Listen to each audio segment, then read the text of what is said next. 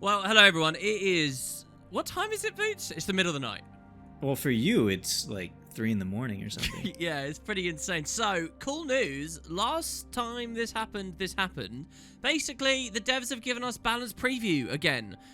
We get to talk about the changes before they go in the game. Dead of night. Yeah, and they did it in the dead of night last time too, didn't they? I swear to God, they did. It's like there's a dev that's secretly doing it without everybody knowing it, yeah, and just releasing it before anybody. Are they can know even at the office right now? They would have gone home already, wouldn't they? Well, I don't know. When did it come out? It would have been at the end of the day, so 3 hours back. It probably would have been at 5 o'clock. Yeah, 5 o'clock around. Well, instead of waiting until the morning this time, we're here to give it to you all. Now, highlights of the patch. I've read half the classes. Boots has read half the classes. We're going to talk you through the balance changes. It's all really exciting stuff. And the main thing I would say that's thrilling for me is over for Warriors. So, Warriors, you've got big Berserker overhaul coming. And also, there are some other really nice little nuggets out there, too. Do you have any highlight from the half that you read, Boots? Because I don't know about those. Well, yeah, actually, I think the Revenant is pretty interesting. Oh, yeah? Revenant, really? Mm-hmm. Oh, yeah. And there's some nice little changes to, like, Guardian as well, and, yeah. Okay, cool. Well, you guys will remember last year, the devs kind of did, like, overhauls of certain things, like Deadeye got a complete... let's say use the word rework. That's what they're going with.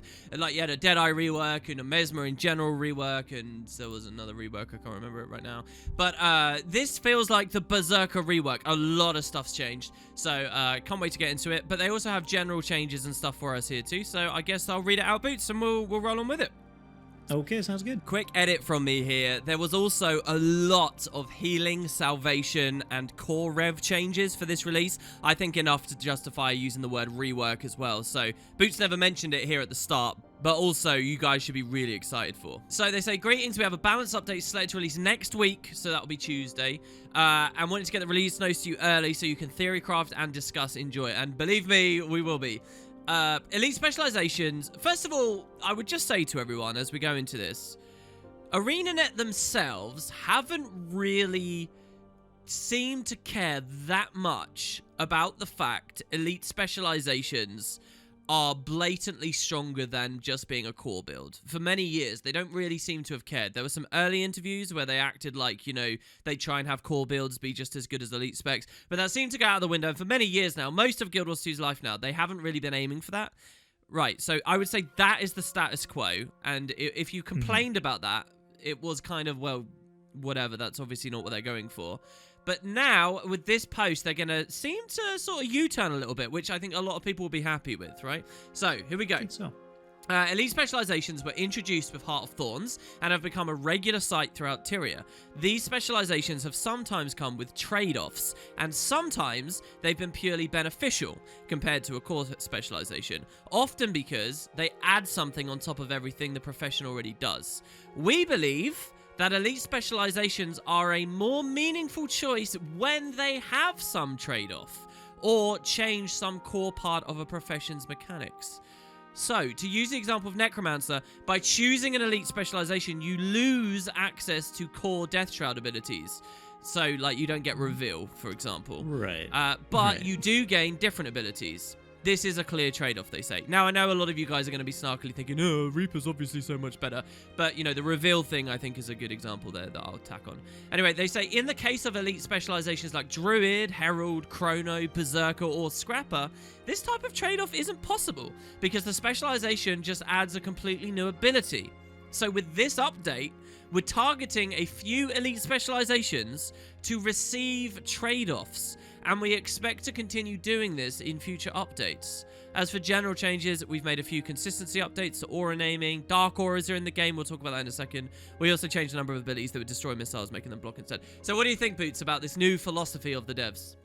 I think it's a good philosophy. It's important to see, like, they're just starting off with a few of them right now. It's important to see how well they succeed in doing this. But, like, for example, that the example they gave with the Necromancer, having said that it already has a trade-off, yeah, you lose the Death Shroud abilities, but I feel like the Scourge and Reaper Shrouds are both strictly better than the Death Shroud abilities to begin with. Yeah, I mean, what I'm thinking is quite long-term, and about the fact that what they have is a format that they can keep iterating on. Yes. So with Necro, one day you might find Core Shroud Exactly, they might buff Death Shroud as to make this more of a trade-off.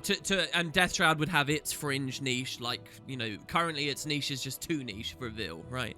But maybe it would have a little bit... there are distinctions, and there are some core builds that are fairly interesting at the moment. But, that's possible for Necros because of their format, but it's not possible with stuff like Warrior. I think what people need to read between the lines here is...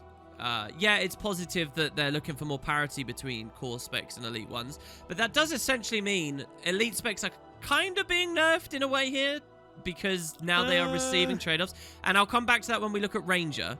They've bypassed it in some interesting ways, like with the Berserker overhaul we're going to see in a second, but like with Ranger, it is a pretty blatant nerf to one of the elite specializations just to make core feel like it's got on my side, there is a nerf to one of the elite specializations that I covered, but for another one, the trade-off they created was by purely buffing the core spec.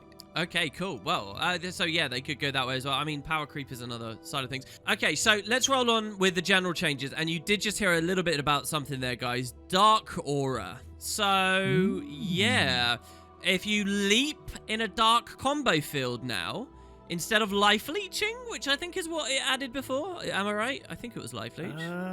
Might be. I know spin in a dark field is... leeching bolts, right? Leeching bolts, yeah. Well, leap at a dark field, you now get a dark aura. It comes in at 5 seconds. We obviously, because this is a preview, guys, we don't know what this looks like.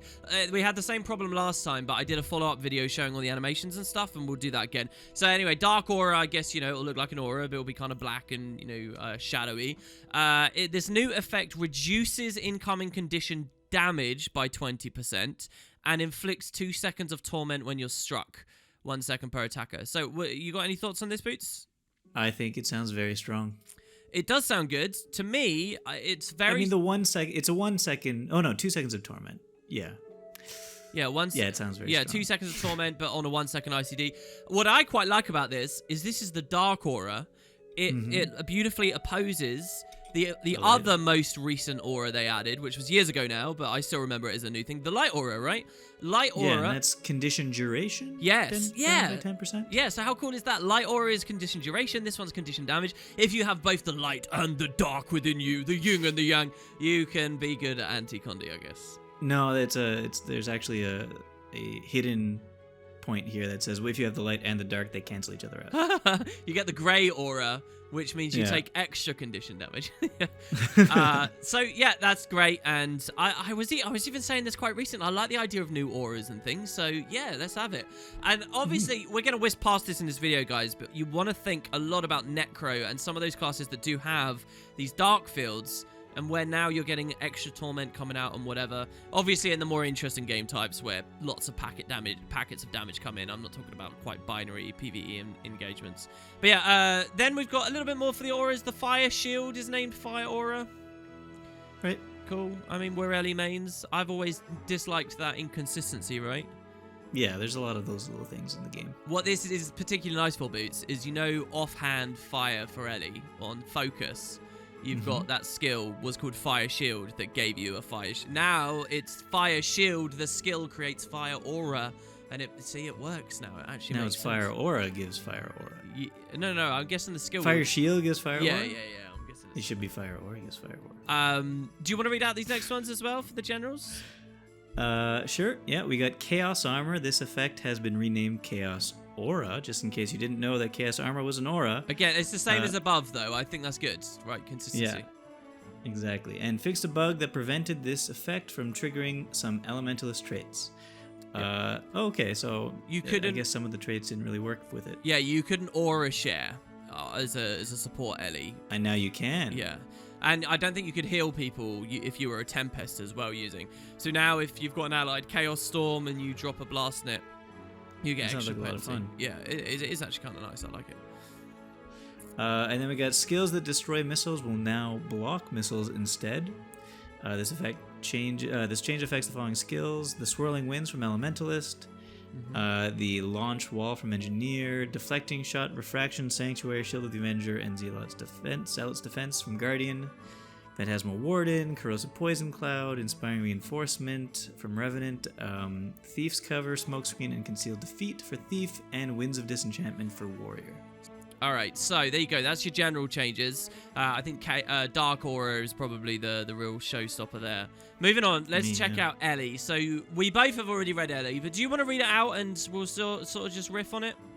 Absolutely. Okay, so Elementalists. With the addition of the Weaver and Sword abilities in Path of Fire, the main hand dagger weapon set has been struggling with its identity. It's Absolutely. True. Yes, it has.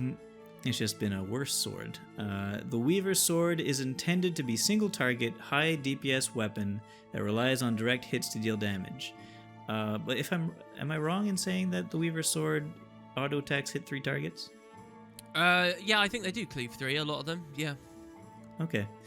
And also a lot of other attacks hit 3 targets. Yeah, anyway. a lot, even Dagger for Thief, right? That's a quintessentially single target feeling skill, but it even cleaves on its autos and stuff. Yeah, it does too. But if you look at the other skills, a lot more of them end up being single target, and Right. All right. Anyway. Anyway, it's supposed to be a thing that relies on direct hits to deal damage. In this update, we're leaning into the dagger's close range, area of effect damage, and burst attacks. Yeah, so I like that they needed to distinguish between the two a long time ago. I think the point is not necessarily can you hit more than one target or not, but like it's cones. area of effect stuff. Yeah. So like AoE, dagger should be loaded with more like stuff that goes all around you, point blank AoEs, while sword is sort of more who are you aiming at kind of thing, deliberately. Yeah. Okay. So then we have Kona Cold with that. The base healing value of the skill has been increased by 20% approximately. Right. Cleansing Wave, which is Dagger 5, not Manhand, but anyway, it's also been increased by 20%, the healing value. Yeah, so this is interesting. They're even talking about Dagger offhand, which doesn't compete with Sword at all. I find these kind of interesting. By the way, their entire premise of what Sword's good at, when you take it into like PvP and where the game is, really intense with the amount of interactions and mechanics. Sword is not a high damage weapon at all. It's one of the lowest. It's like well known for being a tanky set, like super tanky. This is really weird. Like I'm scared that the devs are completely off base with actually how Sword is played at the moment. But a lot of the meta Sword builds are already dagger offhand to get access to some of those really amazing defensive things, like Cleansing Wave, which they've just buffed further. So I'm not actually in favor of this change necessarily. 20% more as well, didn't they say? Yeah, and because of Evasive Arcana and Arcane Abatement both use a version of Cleansing Wave on their skills, they've also increased the healing value of those by 20%. Like Evasive Arcana, 20% stronger? That's what the meta sword build does, and it's supremely tanky. They've just power crept the tankiness of a ludicrously tanky spec already. Yeah. So, hey, but alright. Okay, well... then we got Swirling Winds, reduce the radius of the skill from 400 to 360, and the visual effect now displays a red ring for enemies and a white ring for allies. Yeah, I actually like that white and red ring thing. This is a skill that gets culled by culling settings very aggressively, but the ring won't, so I think that's really worthwhile, yeah. Yeah. And we got Vapor Form, fix an issue in which the skill would sometimes fail to revive a poisoned player. Fix an issue... I've noticed that actually. I've been in downstate a lot on my Ellie recently, and it doesn't revive it, and you just gain a lot of health, and then they have a second health bar to go through. That was a really weird interaction that you could actually abuse. Sometimes it would be better to just gain a lot of downstate health than to reposition. So sometimes that was like a buff in a weird way. Often really annoying though. But good, they're fixing that. Fixing an issue in which applying Barrier to an Elementalist in Vapor Form, preventing them from being down when the skill ended by timing out. Removed an unlisted function with the skill that caused it to apply regeneration to nearby allies. I didn't even know about that. Does that really apply regen to people? What the hell? Apparently. Do you think it was? No. You're thinking the trait, right? Yeah, nothing to do with that, because that's only to you anyway. But maybe really early, that's what sprung to my mind as well, that you have... Well, my question is this, because these bugs were not always in the game. Like, Vapor Form worked for most of the life of the game. Yeah, Vapor Form broke, I think with the rune update, maybe? The most recent rune update, I think. Okay. It's been a while, and it's been long overdue, honestly. I'm really happy to see that they fixed it and changed that one. Yeah. The regen, I don't know. Okay, and then we're going back to main hand dagger. We got Dragon's Claw. Projectiles from the skill now pierce enemies. Nice. So that's your fire auto for people a little out of the loop. Yeah, and there's your AoE kind of in that way. Yeah, if you think about then it, you got- 3 projectiles over, you could hit 15 times with every auto on this. Could be pretty good. I like that because I like fire skills to hit a lot and do a lot of damage, and this auto's never felt that fun. But that feels pretty Yeah, good. I'm wondering, is there any Elementalist trait that is happy when you hit many things very fast? Yeah, well, there's like Condi on crit in the fire line and stuff, isn't there? And there's like... Yeah, but there's a cooldown on most of those. Yeah, what I'm thinking is a downstate body on dagger main. What was the best thing you could do? Just auto attack in air with the lightning whips? Not very good. But now you can pierce through the body, hit the reses at the same time, or pierce through the reses, hit the body. It's pretty good. Yeah. It's good cleave suddenly, yeah. Then we got Ring of Earth. This skill has been slightly reworked. It now delivers an attack early in the animation and then another attack upon impacting the ground. Bleeding duration per impact has been reduced by half. You get 2 impacts now, right? So. Okay, that's what they mean. Sure. Then initial impact damage is 27.5. Very, very accurate of the final impact. Final impact damage is not changed from the skill's initial value. Okay, so it's a buff. So I guess it's like a double strike. It's basically like they've added a new skill. That's a slight change. I don't know about yours, Boots, and some of the other classes we'll get to soon, but have you seen a lot of that? Like new slight skills? changes that, yeah, kind of. Yeah, I've seen a couple of them, mostly in Elementalist actually, though. I feel like you could really brand this update as having a lot of new skills. They might not change the skill art, on the user interface and the name, but there sounds like there's a lot of new animations coming. Yeah, definitely in Revenant as well. Yeah, I'm pretty pumped about this one. All right, anyway, I think that's the only one Ellie gets, maybe. I can't remember. But no, here's Magnetic Leap. This is a big one for me anyway, I feel. This skill has been renamed Earthen Rush and reworked. Earthen Rush, quickly dash along the ground, summoning damaging spikes along the way and then delivering an area attack, immobilizing the enemy stuck. So it's similar to Magnetic Leap in that you go forward and then immobilize the enemy. I'm guessing it's going to be the same range as it was before, but now it's going to work a lot more like the Fiery Rush. Right. And yeah. In that you don't have to have an enemy targeted to use it. Well, so you're gonna have a lot more mobility, a lot more use in it now. You could use it to get away. You could use it to do a lot of things now. Well, okay, let's refine that slightly. Okay. So this did have a change a while ago now. It used to be, first you'd have a skill where you needed an enemy. It would hit immob, and then it would flip over into Magnetic Leap. And the idea of Magnetic Leap is that it was a weird kind of leap skill that went really far, but it always had to go to the target you'd initially hit. About a year ago or so, they got rid of that first part, so now it's just the naked leap skill on its own. However, you still need to have somebody there. No. This is the refinement. You don't need a target. You can just use it anywhere you like. Really? Yes, really. Now, so as of that patch a while ago, just running a dagger main hand got amazing mobility, right? Because you've got the Fire 3 and this Magnetic Leap. The thing about, and people can watch the footage because I'm doing it in the background right now, this skill, because of its weird way in which it now exists, it's actually an insane leap. It's a 900 range leap with It doesn't say it's changing the... Yeah, so let me come to that. Basically, this skill right now is probably takes you too far. It's really fun to play a support Tempest at the moment, mostly because you're just so mobile and you can just sprint across the map so quick, and it's that's the fun thing about it. But because it goes so far, it's actually really clunky as well. So depending on the map that you're on, you'll end up hitting terrain in a weird way and stuff. It's a very, very strange skill that's a bit aberrative of the rest of the game. So I have been playing sword too much. I got to go back on dagger. Yeah, I guess. it's fun, Boots. It definitely is.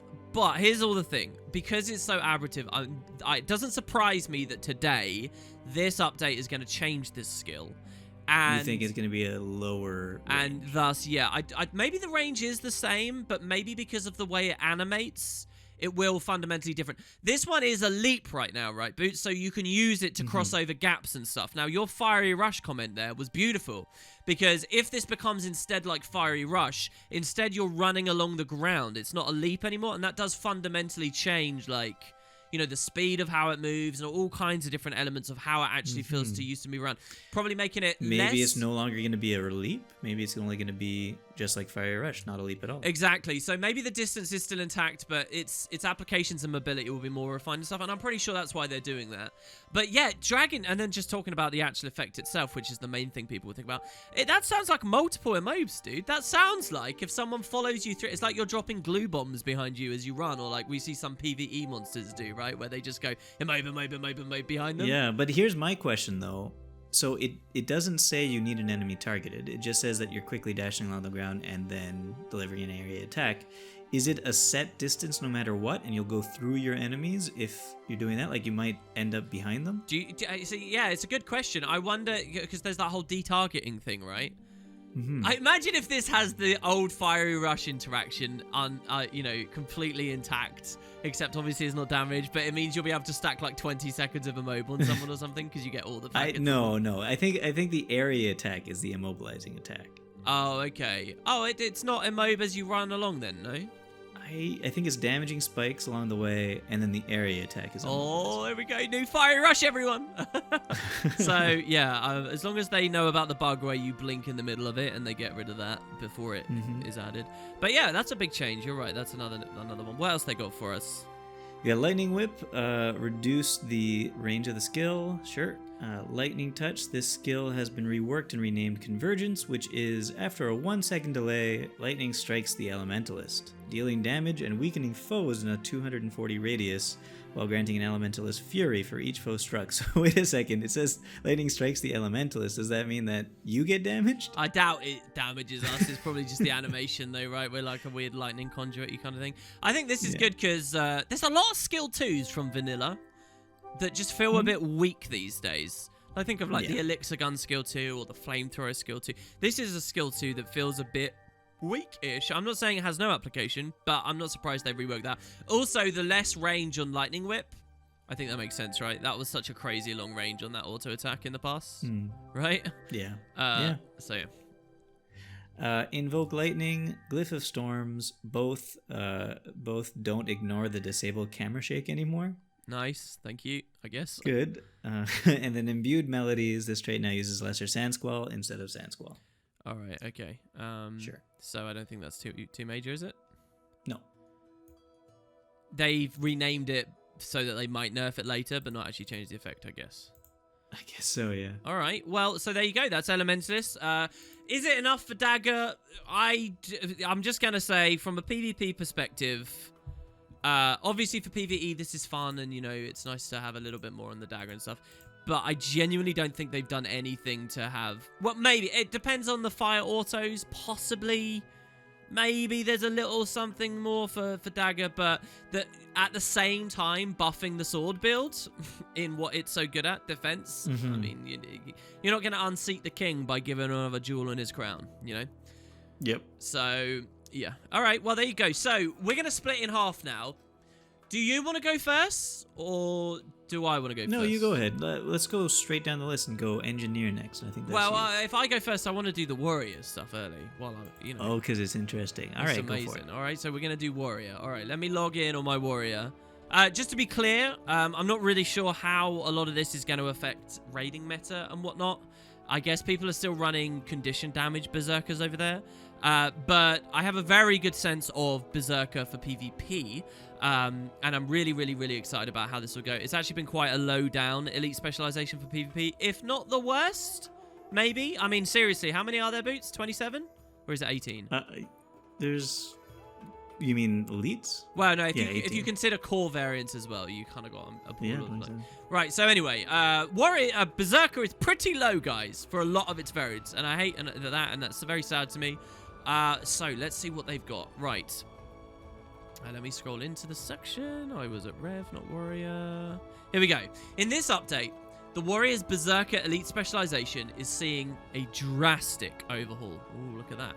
Look, and they never brought attention to it early on as well. They never said we're overhauling Berserker. No, it's true, not on the top. But they are. The goal of these changes is to give the specialization more compelling and thematic core gameplay that better distinguishes it from base Warrior and Spellbreaker gameplay. To this end, the first major change is that we're moving the Berserk mode activation to the F1 slot and removing the F2 slot entirely. In order to use Primal Bursts, a Berserker must now activate Berserk mode first, removing access to normal Warrior Bursts and putting Primal Bursts behind Berserker mode focuses the specialization around its unique mechanic. All right, so there's your trade-off. Yeah, so let's pause there. That's the trade-off. It's gonna. One other thing I like about this is it really refines that warrior thing of very simple, right? Like you get one F button, right? You're back to that. It means there's no more core bursts when you're a warrior berserker. So with stuff like Mace, right, where there is actually a really long stun, and now you're trading at the berserker mode, you don't get that really long stun. You've got your trade-off. So in that yeah. way. So does that mean that like visually, when you're Berserker now, you won't have 3 bars before your F1 skill? It'll be one gigantic bar? Well, they've got a little note on that. I'm wondering how that will look. Because, they do actually have a little note about that in a second. In how that plays with your adrenaline bars. So, just hold off on that for a second, I guess, but boots. All right, so, Additionally, Berserk mode itself has been changed. And now it grants power and condition damage bonuses in exchange for a toughness penalty. So there's an even further trade-off in that Berserker kind of does this bit of trading here. We're doing this in order to solidify the Berserker's identity as a powerful but fragile combatant. Those willing to take the risks should find higher damage output than other, more durable warrior options, i.e. Yeah, I feel like this is something we've been thinking about for a little while, eh? Yeah, like every time we come up with warrior elite specs in our elite speculation, it's always like more damage, less survivability. Yeah, and now they're basically saying, look, the Berserker is all about, and look how beautifully that is juxtaposed with the Spellbreaker then, right? Who is that sturdier option, you know? So another major change is how Berserk mode is managed. Previously, it was a limited time mode with a set duration. You press F2, you get the duration done. This update changes the primary functionality of rage skills to extend Berserk mode duration rather than granting adrenaline.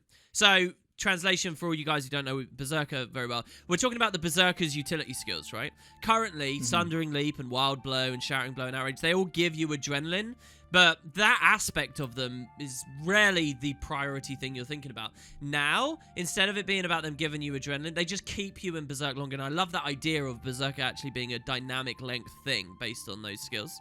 So, proper use while in Berserk mode can dramatically extend the damage window to use your Primal Bursts. So, and obviously, you've got these passive changes too. And that also means if you load in on a Berserker with full of the new utilities trying to stay in Berserk mode as much as possible, you are vulnerable, extra vulnerable for as much as possible too, right? So then they say this. Finally, we're making some changes to several Berserker traits and their Primal Burst skills in order to allow power Berserker builds to exist alongside the more popular condition damage variant. I kind of hate this sentence here because for them to talk this way suggests they only care about what's going on in PvE, and obviously that's not true. But I guess they know that the majority of their readership is becoming increasingly narrow-minded to that part of the game, so that's sort of the description they give there. But that's nice to see they're doing things for power, and yes, they are changing the skills themselves. This is what I talked about at the head of the video. All right, so first of all, double chop. We're on axe, okay? Adjusted the attack timing so that the hits occur later in the animation. Adjusted the damage so that the second hit deals more damage than the first, and then the total damage and casting time around change. Fine, whatever. Battle standard. Last patch, we obviously still got a tiny packet of damage, and it got a finish on there. That ended up not very relevant, I'm afraid, everybody, but there you have it. I liked it, though. I used it for a little while. It was fun. Yeah, it's fun, but just there's not enough there, right? Yeah. Fixed a bug that caused this skill to have it. Well, the main problem with Ouchie Boots is that it's competing with Rampage, which is just so Which is so good. It's true. That's the real thing. Anyway, fixed a bug that caused this skill to have a shorter casting time while underwater than on land. Adjusted the timing for the visual effects so that the attack lines up properly with the banner's arrival. Whatever. Okay. I mean, that has been desynced for a long time, and especially with the finish on there, it's kind of nice. Banners, they adjusted timing for skill warm-up, visual effects, whatever. Magebane Tether, Spellbreaker here. Obviously, you'll notice we're not at the Berserker stuff just yet. Fixed a bug that could cause this trait to fail when the warrior used an unblockable burst skill, against a blocking foe.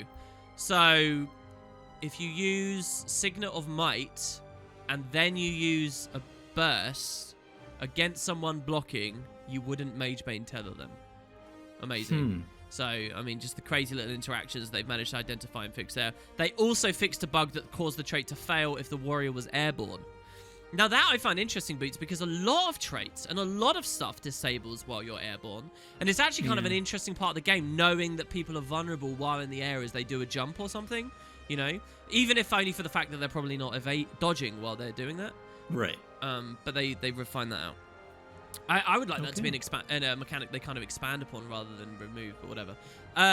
Rampage fixed a bug that caused the skill to show an incorrect duration. That's it. Hold on, before you continue, I just want to say you have a good point there. I kind of want to see skills that could only be used while airborne. Well, that will be the Dragoon Lancer next Elite Specialization, next expansion. It's okay. Everyone thinks it's going to be a boat expansion, but it's actually going to be an airborne one. Right, yeah, so Rampage didn't get any changes. They just skill tooltip. Okay, now finally we're over to Berserk. All right, guys. Berserker includes, the Berserker changes include, first, Berserk has been moved to slot 1. Slot 2 of the Profession Mechanic bar has been removed when warriors use the Berserker specialization. Berserk is no longer instant and actually has a cast time. Now, that's relevant for a lot of the changes you're about to read about. Remember, it is not instant. It has a cast time. We don't know what it is. I'm assuming... Okay, because there used to be a stun break on Berserk mode. Yes, there did. And there used to be auto taunt on there as well if you took a certain trait, so you could use that as an on-demand interrupt. You now have a cast time, okay? But we don't know how long. I'm guessing it'll be like 3/4 of a second. But yeah. Entering Berserk mode now initiates an attack that damages nearby foes and inflicts burning for 3 seconds. So... You get a little packet. We don't know what the damage is on that, but that could be kind of cool to kill someone just by berserking next to them. And I guess that's what this new cast time, you're paying for this attack, right? So you've lost some quality of life, but you get an attack on top, right? I guess that's sort of a little thing for you. Berserk mode is no longer itself known as a rage skill. Instead, and here's a big one, it is considered a level 3 burst skill. Hey. So as a level 3 burst... correct me if I'm wrong, but one of the big things that happened with Berserker a while ago was, for PvP especially, in defense you have a trait called Adrenal Health, which is gain health based on adrenaline spent. And it would stack more the more, bars of adrenaline you had. But that interaction broke with Berserker. It used to be every time you use a Primal Burst, right, you got full Adrenal Health or something. And they took that away.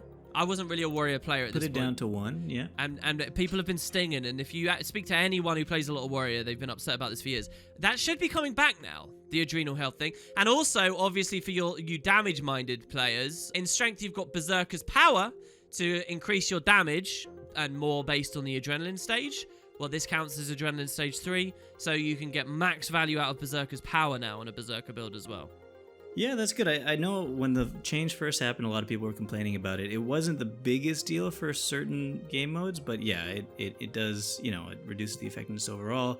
Does this mean, okay, so Berserk mode is a level 3 burst, but are the Primal Bursts still level 1 bursts? I don't know about that. I'm not sure, right? Because you might find that if they're not, it's still kind of frustrating to juggle these things. You don't get them enough, and maybe it's not a good idea to use the Berserker's utility skills to extend the duration of Berserk, because what you actually want to do is drop out quickly to go back in quickly to keep Berserker's power and adrenal healing. I also don't know...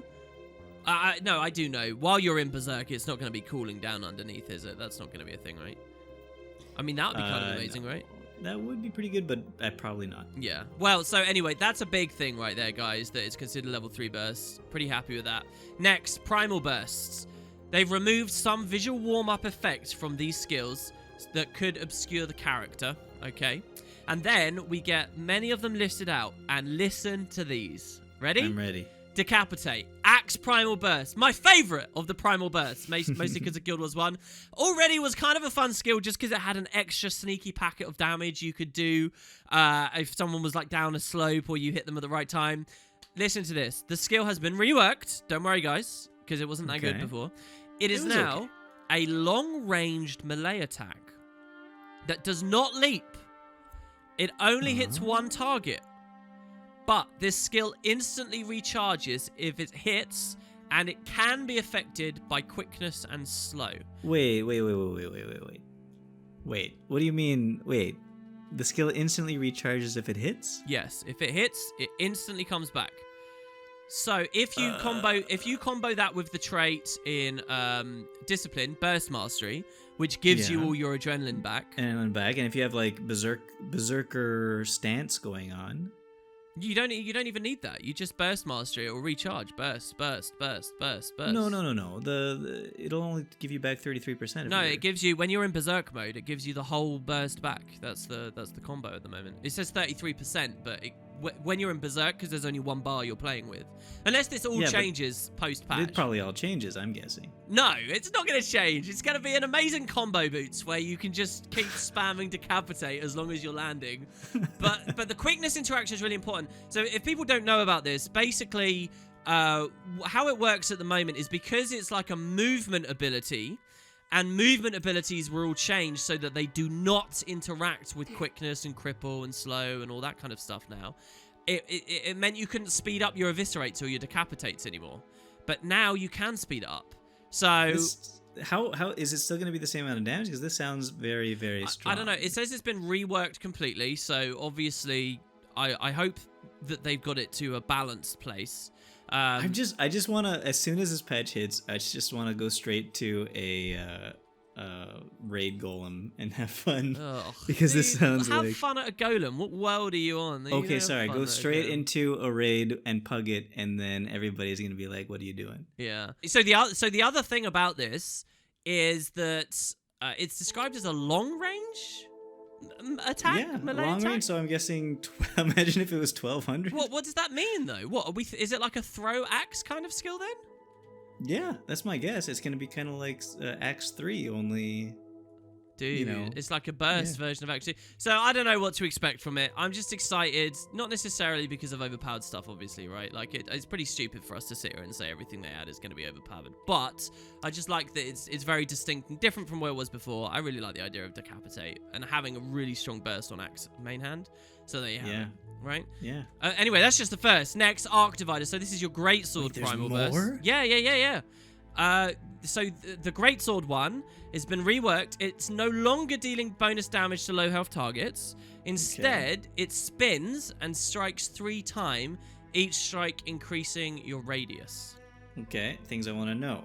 How fast does it spin? Yeah, How fast do the strikes happen? And then I'm guessing it's the same amount of damage each time, but the original low damage, so probably 50% extra damage overall. I don't know what it will be like with damage, but I'm curious about like the strength of the radius in the end. The thing with this that was actually really cool in the past is the radius of it. It was so wide range, it could like cleave proper around you. So this might be a nerf. I'm open to the idea that this actually might be a nerf, because if you can't snap, right now you can smash someone quite far away suddenly with it, right? I also liked like switching to Greatsword when they're low health and then you just you instant smash it, right? And then they die, because 450 range is quite high. If now it has to cascade out towards them, there's a sense this that feels like maybe it's more of it might be a good cleaving skill for down bodies. The removal of the extra damage below 50% as well is a thing to think about. So they're new skills, and that's exciting all in itself. But the text doesn't necessarily mean it's all going to be OP, right? Like they might end up quite underwhelming in the end. But it's nice to see more changes. Rupturing Smash. Cleaned up the animation, reduced casting time, not much there. Flaming Flurry. Now, this one I was very curious about, because the Sword Burst feels kind of weird to me when you're on a power build. Updated the description and tooltip to clarify that it blocks missiles. That's it. That's all they talked about with it. So, not much. And then that's it. That's it for your bursts. So, rage skills. These skills no longer restore adrenaline. Instead, they extend the duration of Berserk mode, as we already told. Wild Blow extends Berserk mode by 3 seconds if it hits, and 8 seconds of Fury if it hits. Otherwise, the same. Sundering Leap. They cleaned up the animation. Again, you know we just said Rupturing Smash animation cleanup. So, Sundering Leap is another, like, ground-targeted move, quite far kind of skill. And it was slightly clunky and slightly awkward and not actually as good as it looks on paper. I tried to use that so much. I did like the combo you could do with the King of Fire that it had, though. But yeah. Oh, what if you do it through a fire field? Yeah. You put on your torch 5 and then you jump Sundering in. Leap, and it's an automatic leap. It's an automatic aura and detonation of the aura when it hits. Yeah, that's cool. They cleaned up the animation. Hopefully it's more worth using now. Reduced the casting time. Again, could be really important. The skill no longer grants adrenaline, but extends Berserk by 5 seconds. And again, depending on how valuable this interaction is of extending Berserk, you might find that the ones that grant a lot are better than the other ones. Outrage no longer grants adrenaline. It's increase of Berserk by 1 second. It also extends by 5 if you break a stun. So, that's a nice little thing with Headbutt. And Headbutt itself extends duration, remember? So, which we'll get to in a second. So, but Blood Reckoning, this skill now, so this is your heal, only recharges Primal Burst skills instead of all Burst skills. Because obviously you don't get Burst skills anymore. It extends Berserk mode duration by 2 seconds too. Shattering Blow extends by 2 seconds.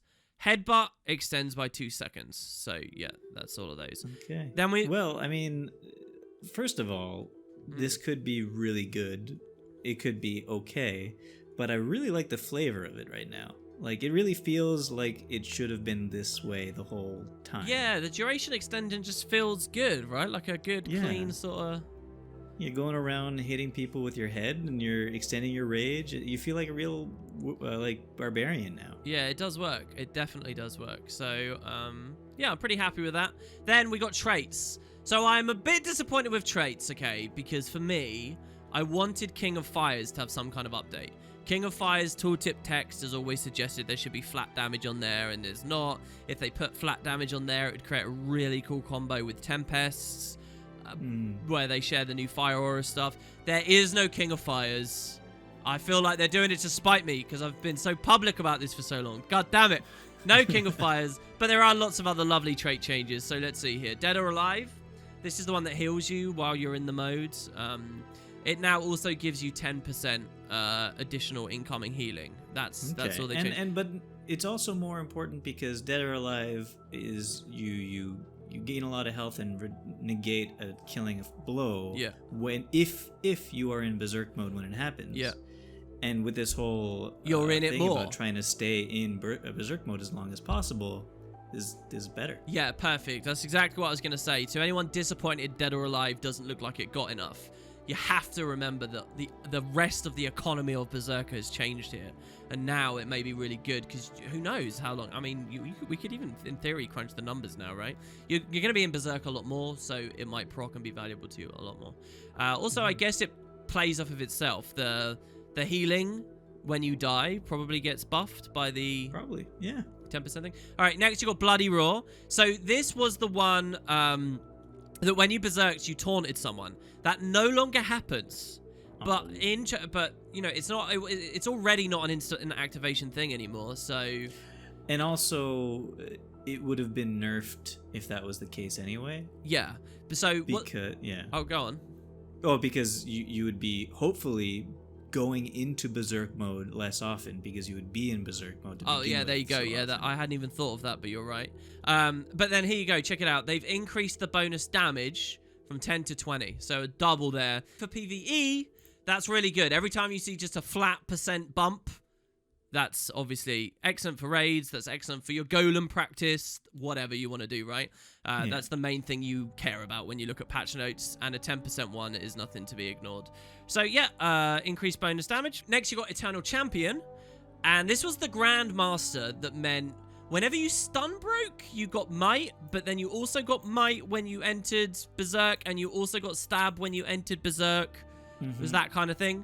Really, really good combo with obviously the defense line, rousing resilience and stuff. Well, check it out. Eternal Champion. This trait no longer gives you stab when entering Berserk mode. Similar to the taunt thing, I view that as already somewhat, less interesting when it's not in its activation. But also, instead, it grants 300 toughness to Berserk mode. Now, rewind.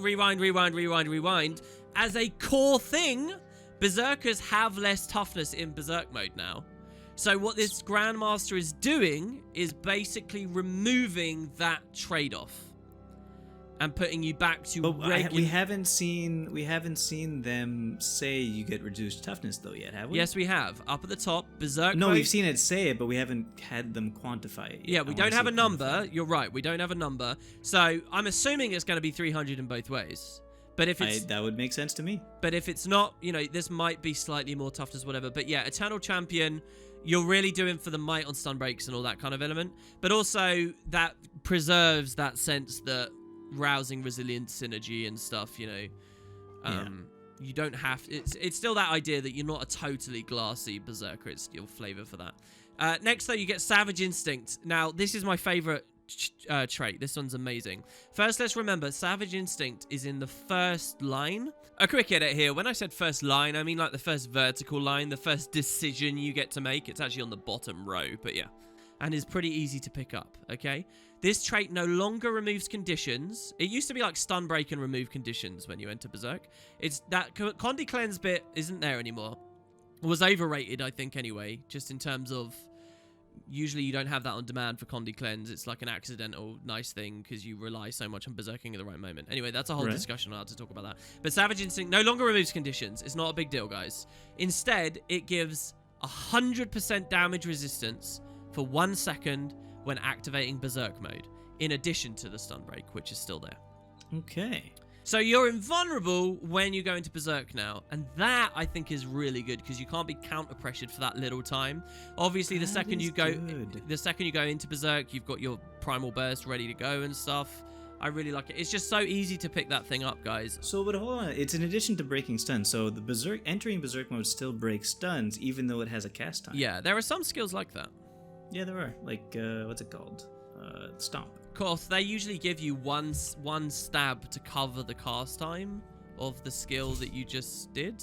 But yeah, I wonder. So one thing we never mentioned, by the way, is the fact your act of berserking can be interrupted now.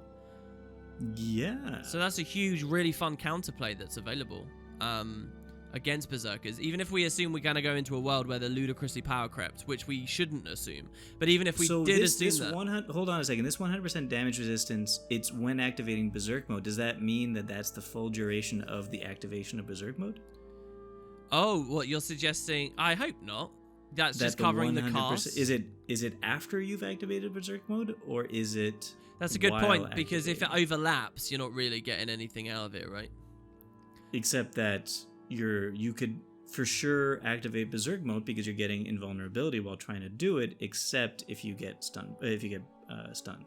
Yeah, it's interesting. They could have actually given it invulnerability, which would have made you CC immune and stuff as well, and condition immune. They didn't. But they didn't. It's a choice. Yeah, they made it damage resistant. So we'll have to see. But you've just raised a really good point that if the invulnerability window is simply overlapping with your casting of the entering of the form, it's going to have a little bit less versatility. But it's still pretty nice in that a patient berserker can watch for when they're about to be one-shot or whatever, and berserk mode there, and that's a huge swing, right? Like, that's a big, the player no longer lands their kill, and all of a sudden they've got a berserking player to deal with. Yeah. All right, next, so Fatal Frenzy. This was the one that gave you Fury and Might and Quickness. It no longer gives you any of those. Uh-oh. Well, don't worry. Instead, while in Berserk mode, this trait reduces toughness by 300, increases... that's even better. Increases power by 300, and increases condition damage by 300. Oh, that's good. So, what I'm wondering, Boots, is, at the header, they said that you lose toughness. That's what this is. Yeah, there's your quantified toughness loss. So it's only on that trait. It's only on... Oh, that's the minor, right? That always affects... Yeah, so it's always affects you, yeah. Okay, so there you go, yeah. 300. So 300 down and 300 up. Ooh, that's like lots of stacks of might right there. Right, so as a default, you do not start with quickness now as a Berserker. Think back to the decapitate thing, all right? And you might think, well, I really want quickness as a Berserker. Don't worry, they've got something for you now. Always Angry has changed. It's now called Burst of Aggression, which in Guild Wars 1 was a warrior skill that basically gave you quickness, IAS, increased attack speed. So check it out. Burst of Aggression. I love these Guild Wars 1 references here. Grants quickness and super speed for 3 seconds when Berserk mode is first activated. Not bad. So you now have super speed with your quickness. And this is so good as well. And invulnerability. If you pick the invulnerability, Yeah, yeah. This is so good as well, right? Because the Might and Fury, are thematically good ideas to put on a trait, which is what they had pre-rework. But you get masses of those from elsewhere, from other players if you're in PvE, or even from just other areas of Warrior, right? So you don't need to overlap more like that. Now you don't get super speed. Yeah, freaking super speed, man. Super speed? So like the Greatsword thing, now it has to cascade out. Yeah, but you can super speed up to them, you know? Oh man, I just see it too, like a thief or something is crippling and chilling and you're just going so slow, trying to chase them around as they're kiting you, and then you pop your Berserk mode, Burst of Aggression, you get your super speed and like come right at them. Yeah. Like Alright, and so the last change is Smash Brawler, which returns to the first tier of traits. So this will oppose your invulnerability, okay? This trait no longer reduces recharge of Berserk mode and Primal Bursts. Instead, it extends the duration of Berserk mode by 5 seconds. So you can actually trait for that extension as well, if you're not going for it with utility skills. And there you have it. That's the new Berserker stuff. I like it a lot. That took a long time. Yeah, I probably went into a bit too much detail and forethought with it, but it's exciting, man. Come on. It is Berserker. exciting. It is exciting. All right. That was good. So, and besides, some of the other classes do not have so much. This is going to be one of the wonkiest ones we've ever done. People are usually complaining about Ellie, like, you spent too long on Ellie. Believe me, guys, the amount of time Warrior just got, some of you, I don't know, Ranger players are going to be far, or Engineer players. I can do the Engineer section in like 3 minutes flat. It's crazy. Okay, well, let's do the next long one anyway, though. I'll do Revenant, I think. We're hitting them heavy at the start. Okay, let's do it then, man. Okay. So then you can just turn off the video right after that. So I haven't actually seen any of this. All I've done is scroll past it and seen that there was a lot of scrolling to do. Like I said earlier on, there was one class that instead of nerfing the elite specs to have a trade-off, they buffed the core spec, and that's this one. Right, so, okay. Here we go, Revenant. In the case of Revenant Elite Specializations, we felt that the Herald and Renegade didn't necessarily need trade-offs. Instead, we felt that the core Revenant was missing something. Which is true, right? Because the core Revenant came with an Elite spec, so it was kind of already tied together. To address this, we've added a new F2 skill that is only available when players aren't running an Elite Specialization. The F2 skill grants a boost to energy and a legend-specific effect. Oh, okay, so there's a whole new skill, just like a rev thing. How do you think they'll make the UI look with this? Because for core rev, I don't, basically, this is a long way of me saying I don't like the way that they added the herald skill. It's just like a button that floats above. I love the core rev UI. I want to see how they set this up, right? It's gonna be like that, I'm sure. Oh, it's gonna be like the herald one, you think? Yeah, for sure. Oh, come on, ArenaNet, you can do better than this. All right, well, still. Okay, so wait, what does it do? Energy boost? That's nice. Yeah. I like energy mechanics. And a legend-specific effect as well. So, Heralds and Renegades won't have access to this skill because they're the Elite Specializations, as they have their own unique F2 skills. Right. This update also sees a large overhaul of Revenant healing builds through changes to the staff weapon and the Salvation trait line. Okay. Yeah, that's nice. I've been waiting for the staff stuff to get a little better. Well, for healing at least. What I think when I read this is it enough to make Ventari good in PvP? And we will see. We will see. Okay, so Revenant healing is heavily focused in Legendary Centaur stance and suffers greatly when the need to swap legends presents itself. Right, We're leaning into the unique healing orb mechanic of the staff weapon slot 1 sequence and spreading it around to the other skills and traits. I've been waiting for that too, because there's a trait specifically for the staff Orbs. Healing regen orbs? and swiftness, right? Yeah, and the healing orbs only come on the third chain of the auto attack chain of the thing. It's kind of silly. Yeah. Dude, this is cool though. This is a bit like we did it in a previous balance with Boots. I was so annoyed with the engineer medkit changes. I mean, I like the efficacy, but I love pickup based gameplay. I really like pickup based stuff. And look, they're bringing it back, right? They're bringing with it the back. orbs. Okay, I'm on board. I'm so on board right now. Yeah, so this should allow Revenants to be able to have better healing to fill in the gaps when they're not channeling Ventari. Salvation trait. So the idea is we still can't really do much when we're forced to swap away for energy, but there'll be a ton of orbs on the ground. Is that? I guess so. Well, you've already and also you could also probably still generate orbs when you're not in Ventari. Salvation traits have been reworked to focus around more cohesive themes in order to better allow Revenant players to tailor their experience to the style of healer they want to play. Okay, so here we go. Ventari's tablet. The tablet will now display a red glowing visual to enemies. Oh, so you can see it's an enemy tablet. I mean, that's nice. Yeah, that's good because also it has that blowback, right? So it's good to know that that's there. Yeah, you'd think that they'd put just the animation on the offensive. It works. I think that's a good idea. Then we got Energy Expulsion. Update the description of the skill to refer to the created objects as healing fragments rather than the misleading term energy fragments. Yeah, that's fine. Look at all these little things they're cleaning up in this patch, man. Yeah, you already had an ability to make a ridiculous amount of healing fragments with the Energy Expulsion and that trait. I wonder how that, with all the orbs, is going to look on the floor. Yeah. But and then we got True Nature, fix an issue that prevented this set of skills from being considered legendary dragon consume skills for purposes of traits. Really? I didn't know about that. Then we got Drop the Hammer. This skill now displays a red ring visual effect to enemies. That's good. Fix a bug with this skill would rarely display its effect a second time. I'll stop you for 1 second. That's not just good. That's a world versus world change if I ever saw one. Yeah. Because that's like mainline stuff to be running Zergs at the moment, hammers, and they hit so hard, the telegraphing is weak. So you seeing the red rings? Nice. I like it. And then we have, so Ancient Echo. This is the F2 skill granted baseline for Revenants. Oh, okay. Ancient Echo. Just the name of that alone I want to talk a ton about, but go on. So this new, it's very misty. So this new baseline Revenant skill grants the Revenant 25 energy and a benefit based on the current legend. When not using Herald or Renegade Elite Specializations, the skill will be available in the second slot of the Profession Mechanic bar. Weird. Wait. That's going to feel so strange for a new player getting an Elite Specialization now. You really will.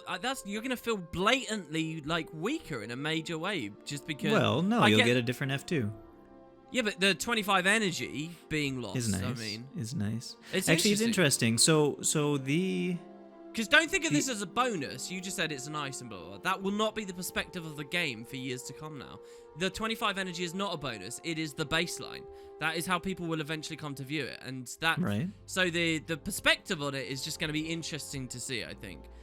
Well, that's the people whole never idea listen of to a the voice. trade-off. Yeah, I'm well aware that it's within the remit of what the patch is going for, but I think it's a dangerous idea in the first place. No, it's nothing major, and no one will ever listen to the voices of those affected by this. They'll just be mildly disgruntled and then either leave the game or actually become enthusiastic enough to not care. But I do think it's a little bit strange. It's not the same as Reveal on Tainted Shackles and what they did with the Necro, where the trade-off is purely about the skills themselves. This is quite blatantly a downstep on all levels. Not even the same as like the Druid thing where it's a downstep for your pets only on that Elite Specialization. This is globally all future Rev Elite Specializations sitting 25 energy lower. Potentially. I mean, maybe they'll do a thing where... Also, it doesn't say what the cooldown on this is, so we don't know how impressive it is. Anyway, that's major minutia. Just because I'm talking about it a lot doesn't mean I'm outraged by it to anyone in the comments that ends up getting that. I just think it's interesting. Here are the legend-specific boosts as well when you use it. Okay. So we got the Legendary Assassin Stance. You get 2 stacks of unblockable effect for 5 seconds. Wow. That's pretty strong. Legendary Centaur Stance, 3 seconds of Alacrity. Also pretty good. Okay. And then Legendary Dwarf Stance, 3 seconds of the Red of the Dwarf effect. Oh my god, really? 3 seconds? It's like you get double elite. That's ridiculous. That like you get double elite? What That's the pretty hell? good. So, okay, they still haven't said what the cooldown is on Ancient Echo, so maybe it's a long cooldown and this all It's like The actual elite costs 40 energy to use and lasts for 5 seconds. How in much Ancient Echo you get 25 energy. does it cost anything? What's the cast time? This is insane. I don't know.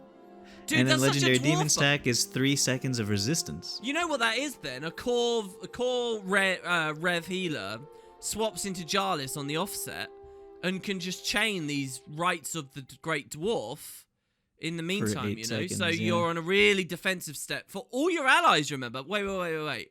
Is it just the Rev that gets it? That might be the distinction. The elite is AoE. Maybe only the Rev themselves get. Oh the yeah. new I version. think it's just the Oh well, that's a different kettle of fish, I think. Sure. And maybe it's justified. But okay, all right. Nice though. Go on. Yeah, and that's it. And then the demon stance is 3 seconds of resistance. Synergies with the corruption stuff. Oh, Boots, are there corruptions changes on this release? I don't believe Oh, so. I guess they're focusing on healing one thing at a time. That's fine. All right, so go ahead. And then we got the healing orbs. So these objects were previously dropped by only staff weapon skill 1 attack, but they've been reworked and now are created by other skills and traits. So it increased the size of the healing orbs visual effects for better visibility. That's good. Or is it? That could be visual noise too. But go Well, on. of course it's going to be visual noise, but they were very small to begin with. True. So they now heal up to 5 allies. Oh, whoa, really? Heal up to 5 allies in a 120 radius when picked up. You're really sounding very well researched on this right now, Boots. You know what?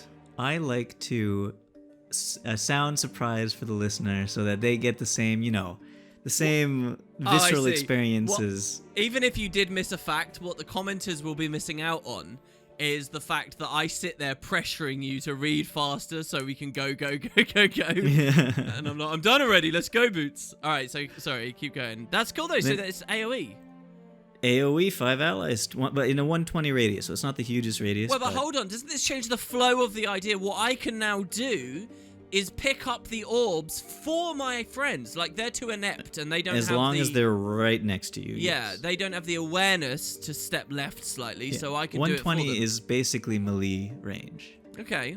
Melee range, yeah. So then healing orbs now activate even if the character that triggered them is at full health, so that they get the other effects. Like the swiftness trait and stuff. Exactly. Okay. Healing orbs now activate if they appear on a character. What does that mean? Oh, so it spawns that means on the if same... they spawn, exactly. Okay. That might be nice for when you're like off the path grid and stuff, or nav mesh as they call it. So yeah, all right, go ahead. And then increase the healing of the orbs. They don't say how much though. Yeah. Or scaling or anything. Yeah, so we'll see. It's probably because they're doing all this, and then there's going to be another balance pass. I think that they're probably doing something really smart here, in that the actual numbers mean nothing. Truly, to read this in a vacuum a week before it comes in, with no real sense on how frequently the skills cooldowns and various new places that it comes from and all that stuff, you can pretend that you have a good perspective on that by looking at the numbers and crunching it in your head. But whatever you come to will be ludicrously unrealistic. The fact that's important is that they're buffing the healing, and we'll see how it feels in game and tune it afterwards. That's what I'm saying. The most important thing there is the tune it afterwards. I think that's probably what's going to happen. Yeah, like there's no need for that extra information right now. That's what I'm... Yeah. So anyway, go ahead. I think I should do that more on these notes. Go ahead. Okay. And so then we got Punishing Sweep. This skill no longer is a sequence skill and has been renamed Menders Rebuke. Okay, so we're talking about Staff 2 right now, right? Yeah. Let me equip that and show that for people while you describe it. So this is getting reworked totally. Mm-hmm. Okay. It is now Menders Rebuke. Right. This skill strikes foes in melee range and then heals allies in an area after a short delay. The healing is increased by 50% if a foe is struck during the attack. Oh, okay. So it's a more healing skill rather than just giving weakness. You know, I love that skill though. This is a really cool skill. A really cool skill. One of the most satisfying things about playing... I guess I'm talking about power builds though, but you know, right now it's hit someone. If they're activating a skill while you hit them, it flips over into a stun ability or a daze, I think it is. It's an interrupt anyway, and it's so sad, and you crack it down on the head super quick.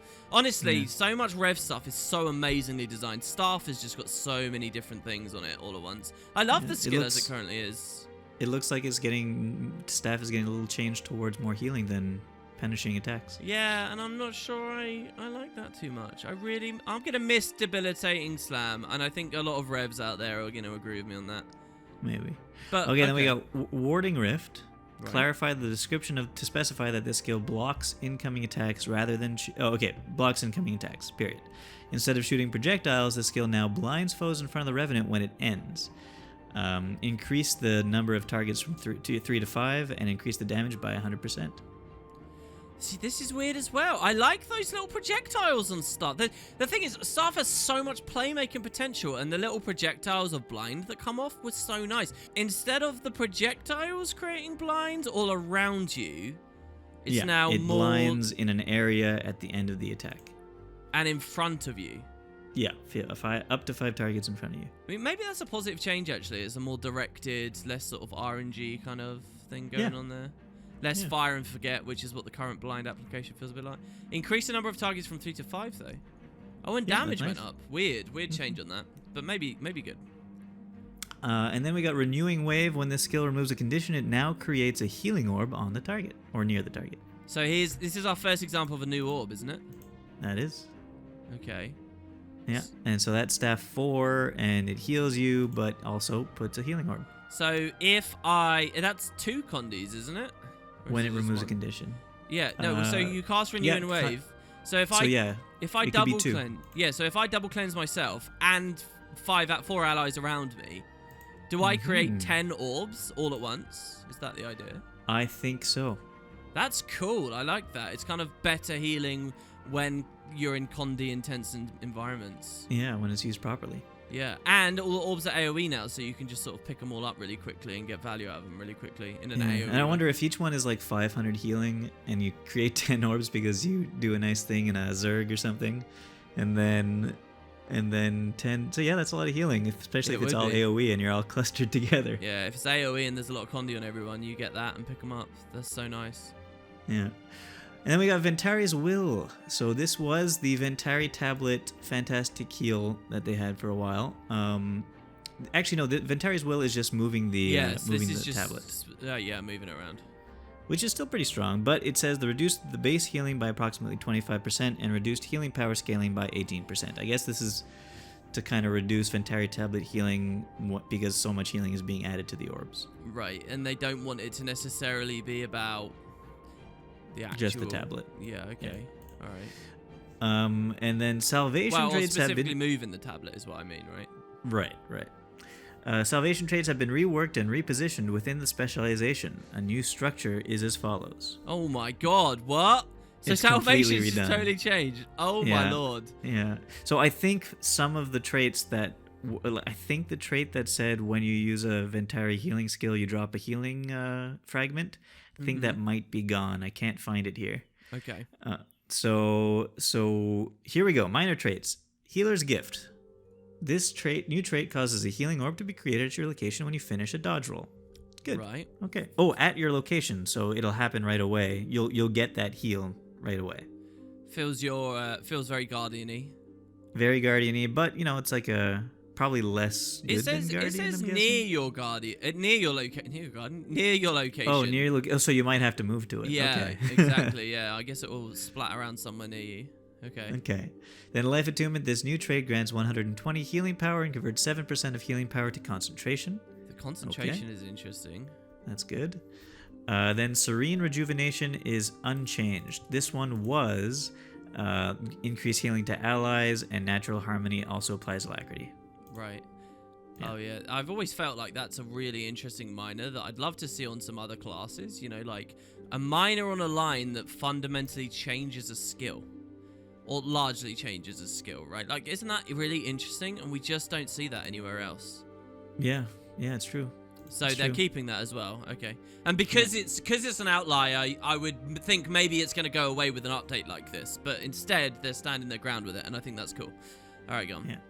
So then we get Adapt traits. Vital Blessing. This new trait allows healing orbs to grant 2 seconds of vigor to affected allies. Okay, another boon. And then Blinding Truth is unchanged. Blinding Truth was when you use a healing skill, you blind people in the area. Tranquil Balance is unchanged, and that was the boost to healing effectiveness. Okay. Master Traits, Word of Censure. This new trait creates a healing orb near the foes when blinding, immobilizing, or affecting them with a control effect. This trait has a 0.25 second cooldown, but can create multiple orbs if a single skill has multiple foes with a single strike.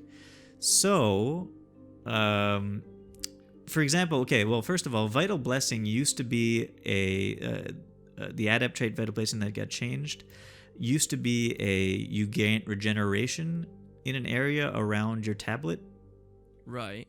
Okay. Right. Now it's healing orbs grant 2 seconds of vigor to effective allies.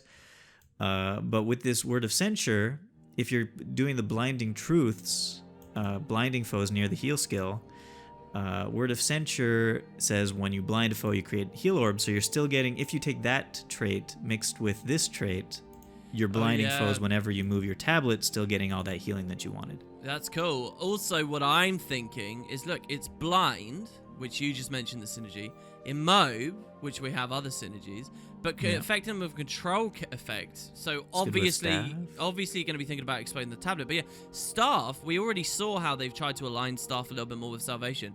That means your staff 5 now is still ridiculous. It says, and it even explicitly says, a single skill controlling multiple times, it will proc multiple times. So if you Surge of the Mists into an enemy, you're dropping orbs all behind yourself in a line as you do it. Now, doesn't that sound like a really fun, just like visual, like interaction? It's fantastic. Yeah, 0.25 seconds is a very fast internal cooldown, so it's gonna work.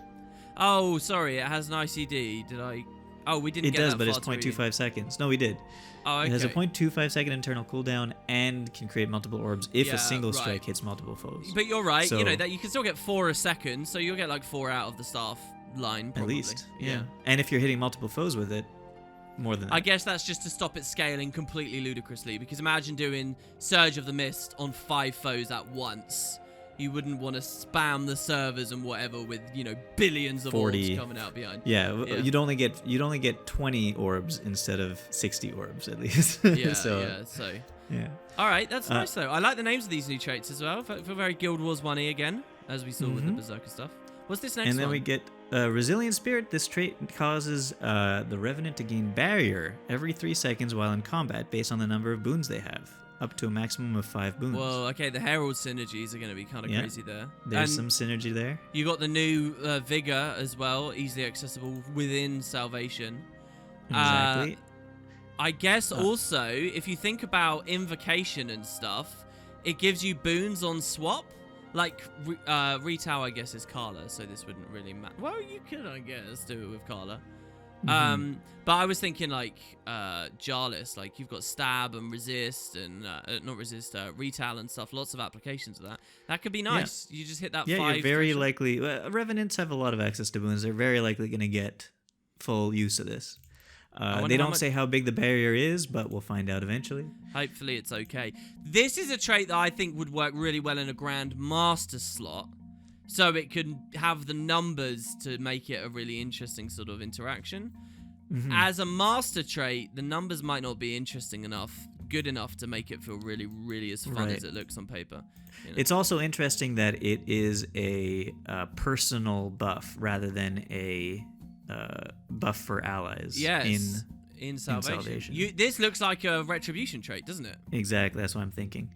Yeah, it looks totally. I mean, even down to the barrier. Retribution is barrier is Retribution stuff. Really, kind of actually. With the more I look at, I think as a general rule of thumb, the more wordy a trait is, the more it should just be Grandmaster, and the less wordy it is, the more it can go lower down. Right? Yeah, you know what it should be? It should be a Grandmaster, and it should be Revenant and allies.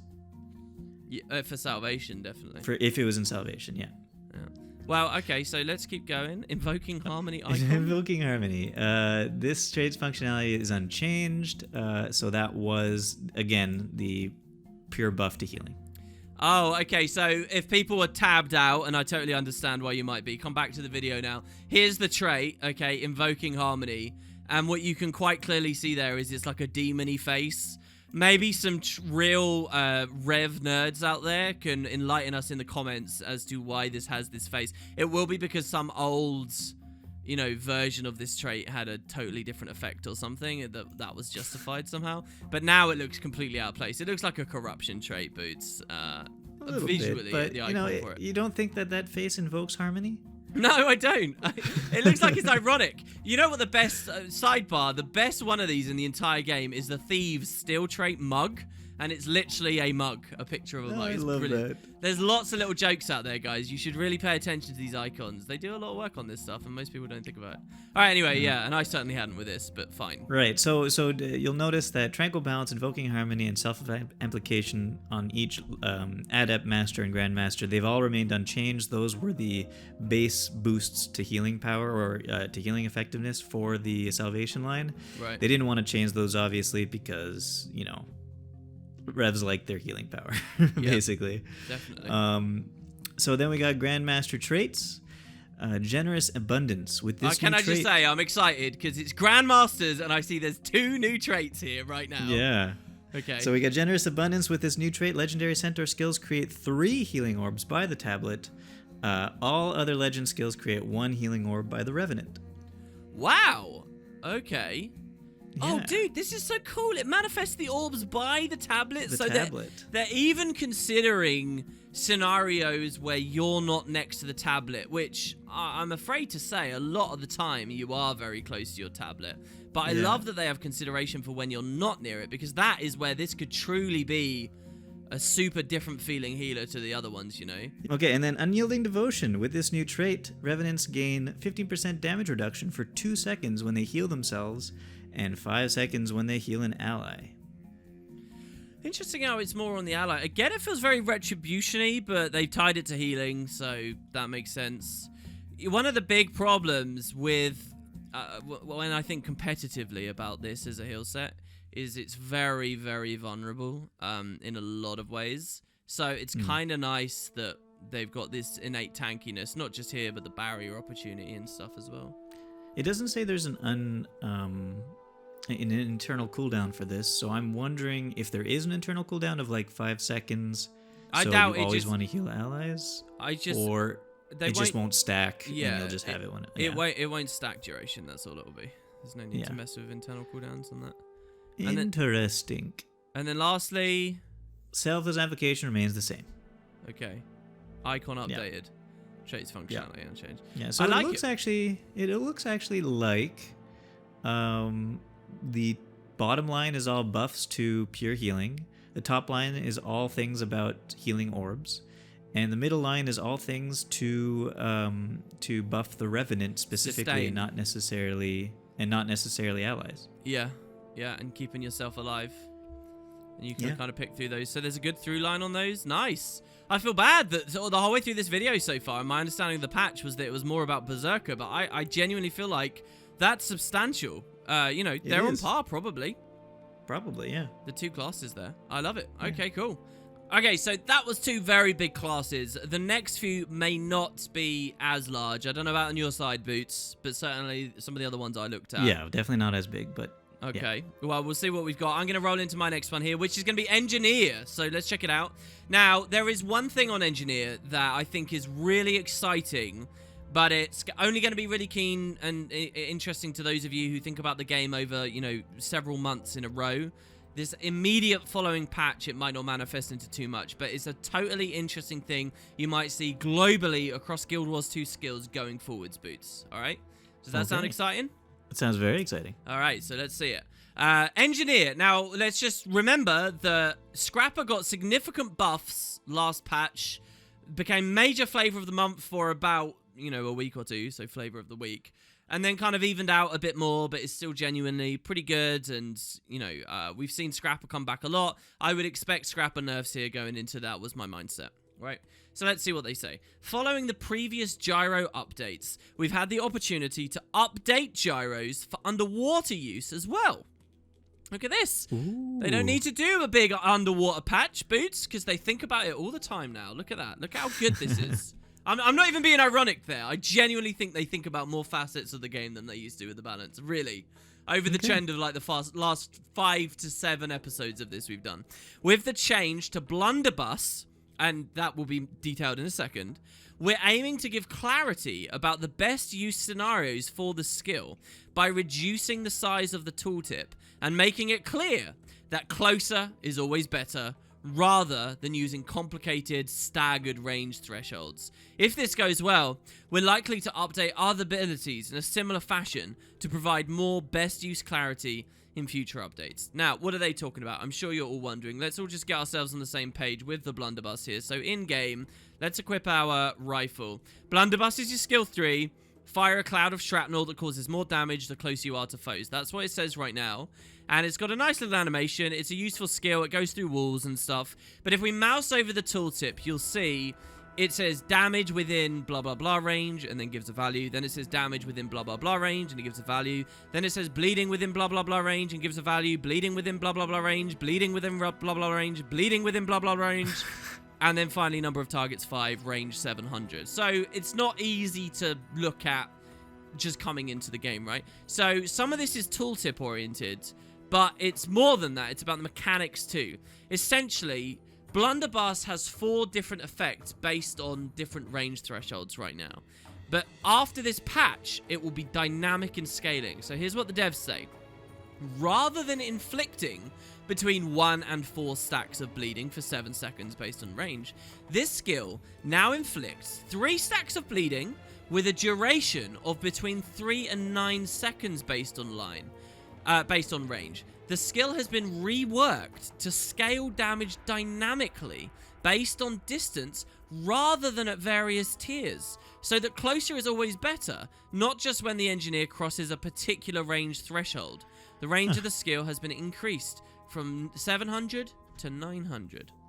Interesting. So the idea is, if I'm reading this right, and maybe people can call me out on this, but I think that it will literally be your bleeds last longer the closer they are, and it's like at much more. So if you're at like 783 meters away, it'll last 7.83 seconds. Exactly. They could even go to the decimals with the condition duration, right? Which is why you'll see that they're changing it about duration instead of stacks, which are much more. They can't be so piecemeal about it. So I think that's the way that I'm reading this, and there could be any number of skills that actually start changing in this way, that we could see tooltips shrink down and just the game flow feel a little bit better. As always, when I see that they're playing with stuff like this, it does make me wonder if it's been born out of the pursuit of future elite specialization design we just don't get to see that's going on right now. For example, the Necromancer plague nerf before Scourge came in and all these kinds of things. But Blunderbuss... Go ahead. But by the way, my 7.83 seconds would be incorrect because it's better closer, not further. It would be... Right, people get the picture. So yeah, exactly. Yeah, Engineer is kind of ground zero for something I hope to see more of. And I can't really see the downsides on this. And I guess the devs can't either. That's why they would have invested the time into it. But there you have it. Next, the other changes are really not that exciting. I do apologize to the Engineer players. As always, my advice to you is to broaden your scope on the game and pick up some other classes too. But here we go. So Jump Shot. This skill now animates more smoothly when used to reach a lower elevation. So any engineer in the game knows about this. Maybe I can demonstrate where I'm currently standing. But it's really clunky when you jump shot over a cliff. You stop in midair and then suddenly drop, and it's just weird. Yeah. Not only that, it's a little bit inconsistent, so they're refining that away. Poison Dart Volley. So this is your pistol 2. And engineers will love this one. Projectiles fired by the skill no longer fire in a randomized cone. Updated skill facts to show the full attack damage rather than the damage of individual darts. So again, the tooltip thing. But yeah, this was just a weird thing. Engineer, can I just remind people, way back at launch, randomness was baked into the class. The randomness on the elixirs and randomness on skill use. It was the idea of having a class that was a jack of all trades, but a volatile jack of all trades. Seriously. So much of that design didn't work out. People weren't interested in, wasn't implemented in a thoroughly, robust way. The Poison Dart Volley, Pistol 2, in-game still to this day. When you fire it, you'll see the projectiles go in weird places, and sometimes they can screw you up. I remember years ago watching someone trying to solo loopy on an engineer build, and they hated that the Pistol 2 had this variance in our, on the skill. And it just feels weird compared to the ecosystem of the Guild Wars 2 skills today, right? It just doesn't work. So they finally got rid of it. This is just old design, and it now will go in a direct place, and it can, act how you'd expect it to. I wonder if they're going to do that to whirl finishers inside area of effects. Oh, what? So they aim deliberately at people? Well, they do aim to... I forget what they do now. They seem like they go kind of in random directions, right? Yeah, it's interesting. Do you think they've just got a quest to get rid of all RNG elements? I mean, because you go far enough with that, you start having discussions about crit chance and things. So, I don't know. Mm-hmm. That's an interesting point. But, look, this is just a quality of life usability thing on a core element of Engineer. I think people will be happy to see this one. Holographic Shockwave. So, we're over to Holo, obviously. This is the skill 5. Nothing major. Fixed a bug that could cause this skill to fail to hit targets at the center of the attack, as if that skill needed more help hitting things. This thing hits people miles above on cliffs and has way too high of a radius. There you go, though. It's I thought they had that already. I thought they did that already, though, in the previous balance patch. I thought that was like a line in it already. What this specific line here? The here? bug that failed it, yeah. I don't remember. Maybe you're right. Maybe it was one of the ones you delivered. Maybe. Anyway, continue. Shadow Gyro. So this was really the one gyro that I haven't seen be used too much post-patch. They've reduced the casting time of the skill by 1/3 of a second, and they've increased the damage by 33%. Note then that this is in all game types. This comes to World vs. World, PvP. So it's amazing to me that many players, all those gyro buffs came in, and the community went wild with them, and many people cried foul, very reactionary, very quickly, myself included. I would put myself in that camp as crying foul too quickly. People really saw how tanky gyros made scrappers and how powerful it was, then remembered how to rotate around tanky classes and stuff, kind of fell off. But of all of that, the devs they've held their ground, and they've said, no, it's fine, but the Shadow Gyro is not being used enough, so we're buffing that one too. So I kind of admire that, that they're even putting the Shadow Gyro. They're saying, look, all the gyros are being used quite a lot. Even Blast, right, for its blowout and its might generation and all these lovely things. I think that's the one with a stun break on the tool belt as well, if I remember correctly, which has got obviously a lot of value. Anyway, Shredder wasn't getting much. 33% more damage. I will remind people that's not a small thing. It's not a small amount. It's pretty good. Because it was hitting okay damage before, and also the combo field potential on that thing's nuts, guys. Like, it comes with its own baked-in lightning field. Oh, anyway. Experimental turrets. Fixed a bug that caused the underwater supply crate's rocket turret to apply might instead of retail. Wow, I love these little bits in the patch notes, dude, where they're just like, here's a thing that layered into another thing that layered into another thing, and it was slightly broken, and now we fixed it. So, yeah, that's the boon on application around your thing while underwater. And then finally, as they mentioned at the header, gyros can be used underwater. So good. It's good. I mean, a whole part of a class. You gotta be able to use underwater. Well, I don't know whether I agree with that. I don't know whether every elite specialization needs to have this whole other dimension always baked into it that it works underwater. I don't know. I think it limits the know. potential of the creative and truly divergent and interesting things they can crank out when they make an expansion if they're always tethered to this kind of lame underwater element. Players ultimately can always go back to a core thing or any of the other elite specs that already work underwater. I just don't know whether they have to do it. It's nice when they do. They've done it here with gyros. But, I'm not going to chain them to a post and tell them to. Anyway, they did it. So yeah. I wonder what the animations are like as well, because obviously turrets look very different above ground to underwater. So maybe these will look well, really now cool that it's tied to the player, it's of course, yeah, you're right. Yeah, I doubt they'll change it at all then, actually. Yeah. Good point. Well, so there you go. That's it, engineers. Sorry that it's not a bigger section. If you want to feel really jealous and you skipped over the Revenant or the Warrior bits, I recommend you hit those timestamps next. All right, Boots, what do you want to go for? I guess we'll go right down the list to Guardian. This update focuses primarily on tuning up core Guardian skills and traits that haven't aged very well. Mace skill improvements and some fixes to how Torch skills interact with Radiant Fire trait should help these aspects of Guardians fit in better with new specialization options. Oh. Exactly. We're also extending ground targeting functionality to all spirit weapons to give players more precise control. Yes. Double L. Ooh, okay. Yeah. All right, so starting off, hammer chain skills, swing, bash, and symbol protection. They adjusted the attack animations to get a smoother attack sequence, and it's slightly faster, but with less damage, resulting in a small increase of overall damage. What do you think about that? I think that's great. I think it's good. It was a very slow attack chain, and the faster the better. This also means that you'll be getting more Symbol of Protections more often, because it's even though it's they've reduced the damage overall, it's faster, which means the most powerful things come more often, and it's good. It's interesting.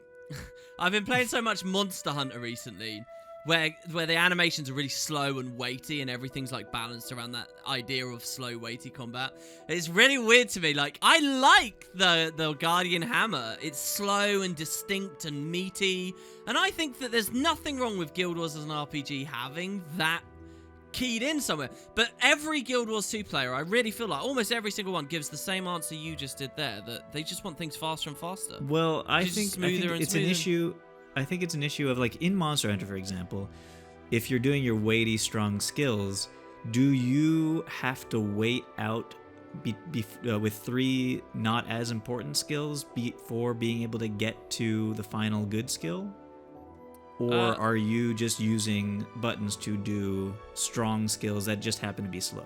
I'm not really sure I understand the question well enough to go into it. Maybe we shouldn't go into a massive discussion about okay, all right. Skill economy. But yeah, I mean, the point is, I think that the Hammer now feels too different to everything else in the game, and your expectation of Guild Wars 2 combat now, as a Guild Wars 2 player, tends to be all things have to be quick, right? I think it's always been trending in that direction, quicker and quicker and quicker. And so these changes always come to furious applause, and I'm not standing in their way. I'm just observing how it looks as it comes in. I see what your point is, and I kind of agree with it, but I would agree with it more if it wasn't an attack chain. If it was just a single attack that was slow and they kept it slow, I'd be okay with it. The fact that they're improving the speed on an attack chain is better, especially since the most important part of the chain is locked behind 2 ineffective swings. That if you do anything else in the meantime will stop the chain and reset it. And obviously it's nice to be excited about a buff, right? And you're right, the more symbol uptime, it's a buff. Exactly. Okay, and then we got Faithful Strike, lowered the full casting time by 0.3 seconds, increased damage by 10 seconds, and lowered healing slightly. Sorry, where is Faithful Strike? Wait, that's not Hammer anymore, Mace. Right? That's Mace. Okay, so that's what they were talking about at the header, correct? Yeah, Mace 1. It is the final attack in the sequence. Oh, okay, the other slow auto attacks chain sequence. Exactly, so they increased the speed of it, lowered the casting time, and increased the damage, but lowered the healing slightly. Yeah, you know, I never really think about the healing on this, but it's something I probably should have learnt about more a long time ago, because the healing can be pretty good on a heal power get. Yeah, it's not bad. 0.5 scaling. Yeah. Okay.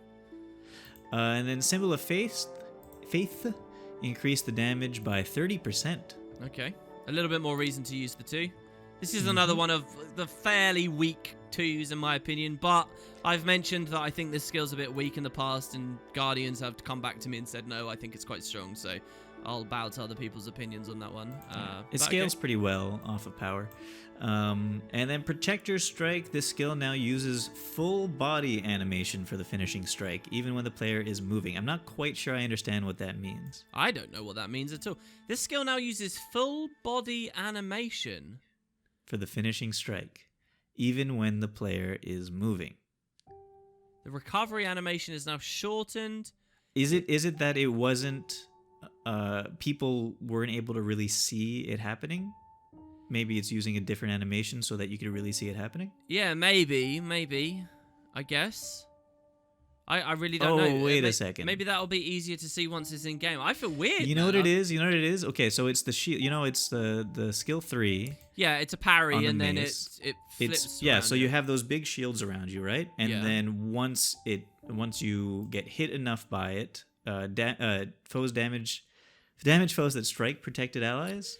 I think it actually shows an attack to retaliate. I think by demonstrating the animation in game here for people, I've just learned what it's talking about. Basically, when you channel it and it's not procced, eventually your character does a full body like swing around in a circle. And I think when you are procced, as in someone attacks into it, that full body spin animation doesn't play. Instead, you just sort of wave your arm a little bit, as far as I remember. I've used Mace a ton on Guardian, just so that everyone knows, but I use it in formats where that thing always gets procced, and I don't really recognize this spin around thing where it doesn't get procced. I guess it's the finishing strike. So yeah, I guess they're just that will always that animation. I have a question now though. Hold on. Do it again, but this time move while you're doing it. Because they've got that even while moving thing, and we can see whether that works there too. Because if you're moving, maybe that bit doesn't play, and it shows the sort of in combat proc thing. Yeah, while moving, it's the smaller like flick of the wrist, which is what I'm used to seeing. There you go, mystery solved. There okay, you beautiful. go, mystery solved. Okay, so the recover animation is now shortened if an attack is not blocked. If the skill does not block an attack, it fully charges Virtue of Justice. Oh wow, really? Dude, Whoa. that's interesting. Yeah, I missed that part when I read it through the first time. Dude, so a dragon hunter with a mace can get his spear back. That's right. That's pretty huge. Yeah, that's interesting, dude. Or, a firebrand can get his OF1 back if he runs a mace. Yeah, wow. That's very strange. All right, so you could, and it's if it doesn't block an attack, so you do it away from everybody. Yeah, you have to hide. You have to sneakily do it. It's interesting because it becomes like a spell that you're sneakily, dealing with now. Yeah, that's so interesting. Okay, anyway. Zealots Flame. This now displays an effect when it pulses to show the effective radius. Good. Oh, that could be nice, dude. Yeah. And then my most favorite thing that came with the Guardian right now here is Zealots Fire, or Zealots Fire. This skill uses the ammunition system. The Radiant Fire trait now adds 1 to the cast of the skill, one more ammo cast to the skill. Right? Yeah, 1 more ammo if it triggers while it's already active. So you don't lose that Zealot's Fire you already had. It was the most annoying thing because like Zealot's Fire randomly triggered the trait, and then if you already had it cast, it would like replace it or use it. Anyway. So now ammo system, you get to use all the stuff you get from it instead of having to time it properly for like raids and stuff. Yeah, I like that. It's very good. And then spirit weapons. These skills are now ground targeted while the player is on land. Do you know what? Sorry, go on. Do you have something notable about that, you think? Well, it goes through all of the different ones. Oh, okay. All right. Well, yeah, let's hear it then, I guess. Okay. Shield of the Avenger. Reduce the range from 1200 to 900. Reduce the explosion radius from 1200 to 360. Because now it's ground targeted, I guess you do targeted explosions. The explosion radius on that right now is 1200. A 1200 radius. Dude! I did not know that. Because I guess it was so useless before they made it that big, and yeah. What? Wow. Yeah. And then reduce the projectile speed by 25%. Added a missing skill fact for the shield radiation explosion. Yeah, there was missing skill facts for those two things. Dude, the radiuses. Yeah, maybe that's why I never knew. Also, for someone to trigger the explosion, don't they have to hit into it? Isn't that the thing? Shield of the Avenger? No, I think it's like a secondary skill. Command the Shield of the Avenger to form a protective dome and then shatter, flying out to weaken. So no, it would just do it, would it? Yeah. After a while? Oh my god. I had no idea. I guess the damage isn't that high either, so whatever. There's no suggestion on the animation right now that that's 1200 range. So that's it of the points they make about changes to the spirit weapons, except for the fact that they are now ground targeted. The one thing that I wonder about with the ground targeting is, I only noticed this recently in the Big Dungeon series that will be going up on my channel very soon, guys. I really recommend you watch. You can see how some of these balance changes have affected old dungeon bosses. And in particular, in Cordicus's Manor, you can go watch that episode when it goes live. There is a boss in Cordicus's Manor who uses spirit weapons and is insanely dangerous now because she uses the Sword of the Avenger, which just does crazy damage. Now, I'm wondering, Boots, if the devs have now made it ground targeted, and she is using the player's skill, that's why it updates. Oh, will it break it? Will it break that skill completely? Exactly, I wonder. And if that happens, it also makes me wonder how many other examples of that have happened over the years. But, there was a whole discussion about this. That's why they didn't want to do that going into Guild Wars 2, because Guild Wars 1 did that all the time. But they kind of broke their own rules, for example, that boss. But yeah, I find that interesting. Okay, that is interesting. So what else we got? Not spirit weapons next. We're moving just on. a couple more things. Right-hand strength. The trait no longer gives flat critical chance. That was that 15% critical chance when you're using one-handed weapon.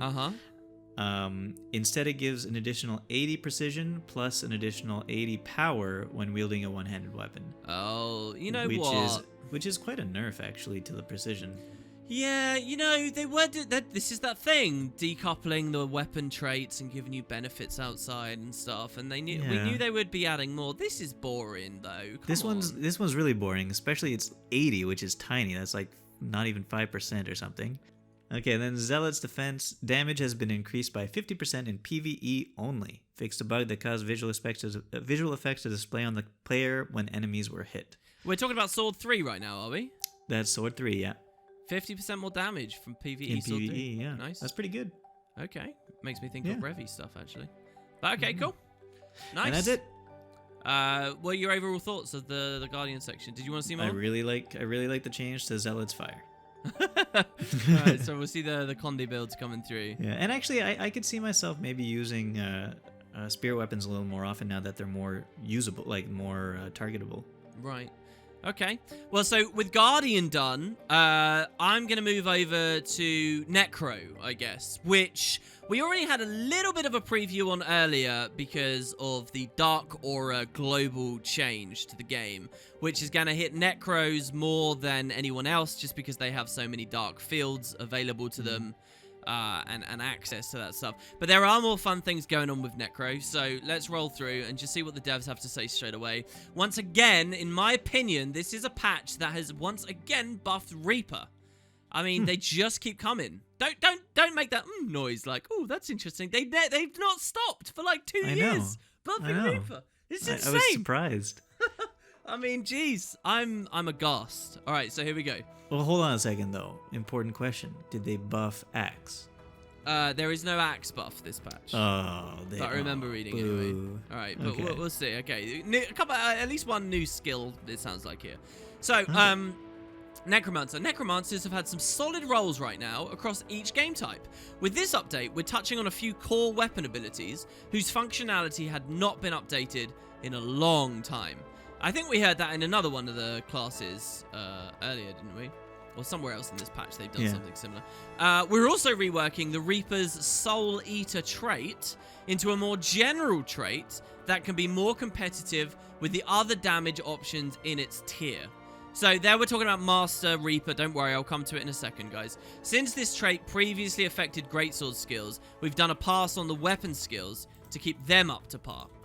So their opening paragraph, I really don't see the through line with a lot of it, but hey. So let's just talk about Greatsword, I guess. First of all, Gravedigger, they've increased the range from 170 to 180 to make the range a standard multiple of 60.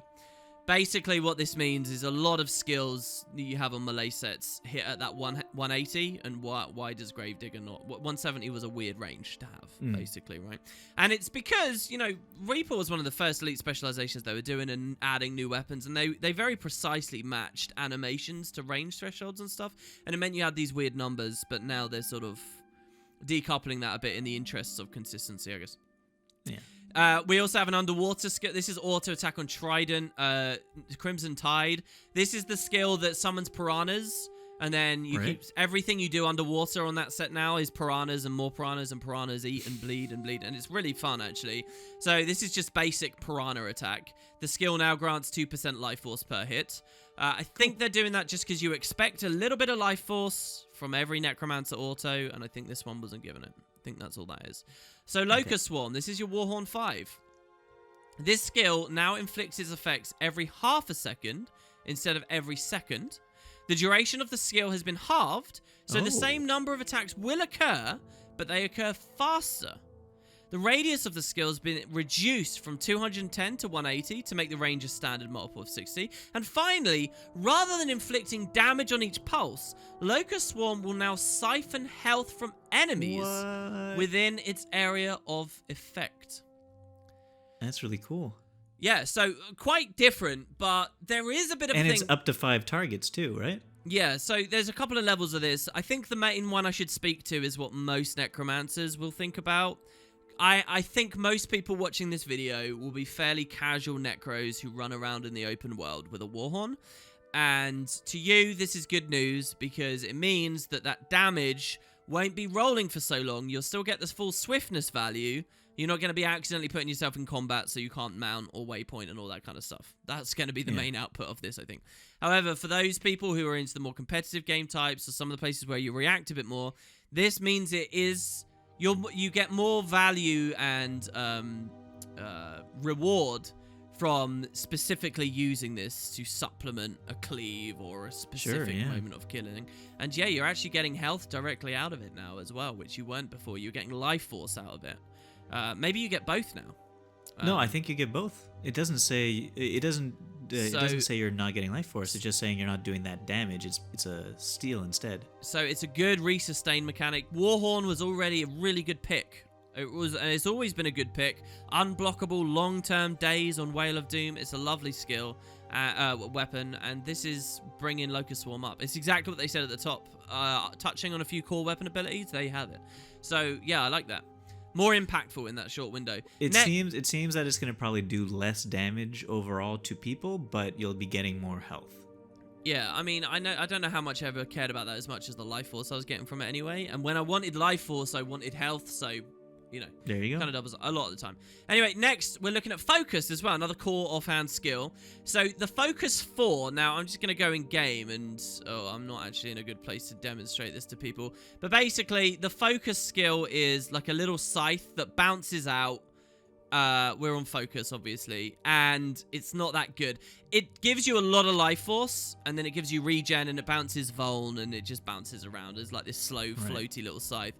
Nowhere near cool enough as a skill for the name Reaper's Touch, and with the badass grim icon it's got. Again, you guys can look at the video footage for this. Look at how cool that skill looks like it should be. And it's skill 4. Remember, as we move across the weapons, skills are supposed to be getting more potent, higher cooldown and whatnot. And this, just a bit limp.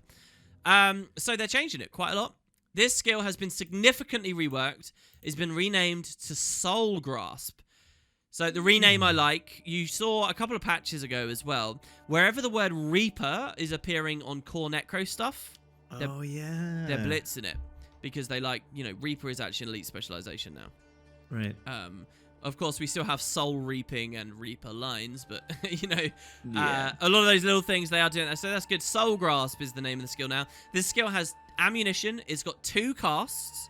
Each cast sends forth a disembodied hand to inflict vulnerability on foes, grant the Necromancer life force, and steal health from a foe. Okay, so I'm guessing it's going to look a little bit like the Chilling Touch or whatever it is, the grab.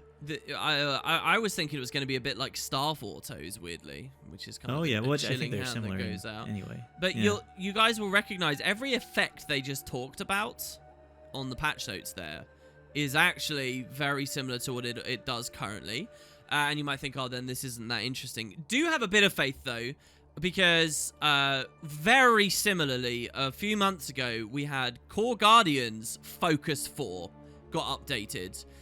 Ray of Judgment, right? And Ray of Judgment was a really limp thing. And then Ray of Judgment became really strong. The Beam of Light that coalesces, keeps ticking damage, synergizes when you press F1, does all this amazing stuff.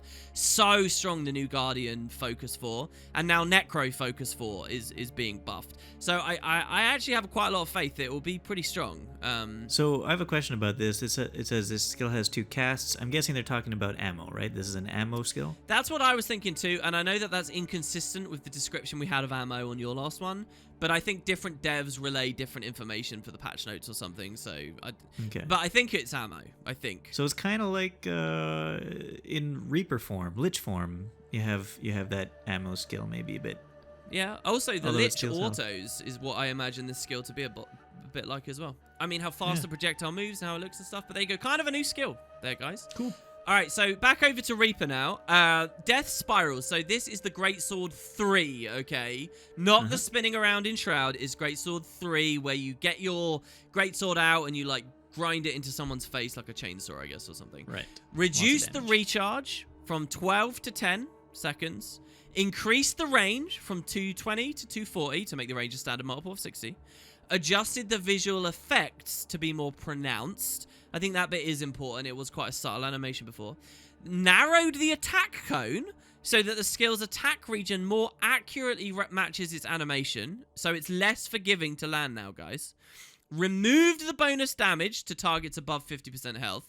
I guess they did that because it's already a big vulnerability stacker, which is kind of emulating that thing anyway, and it was just a bit bloated.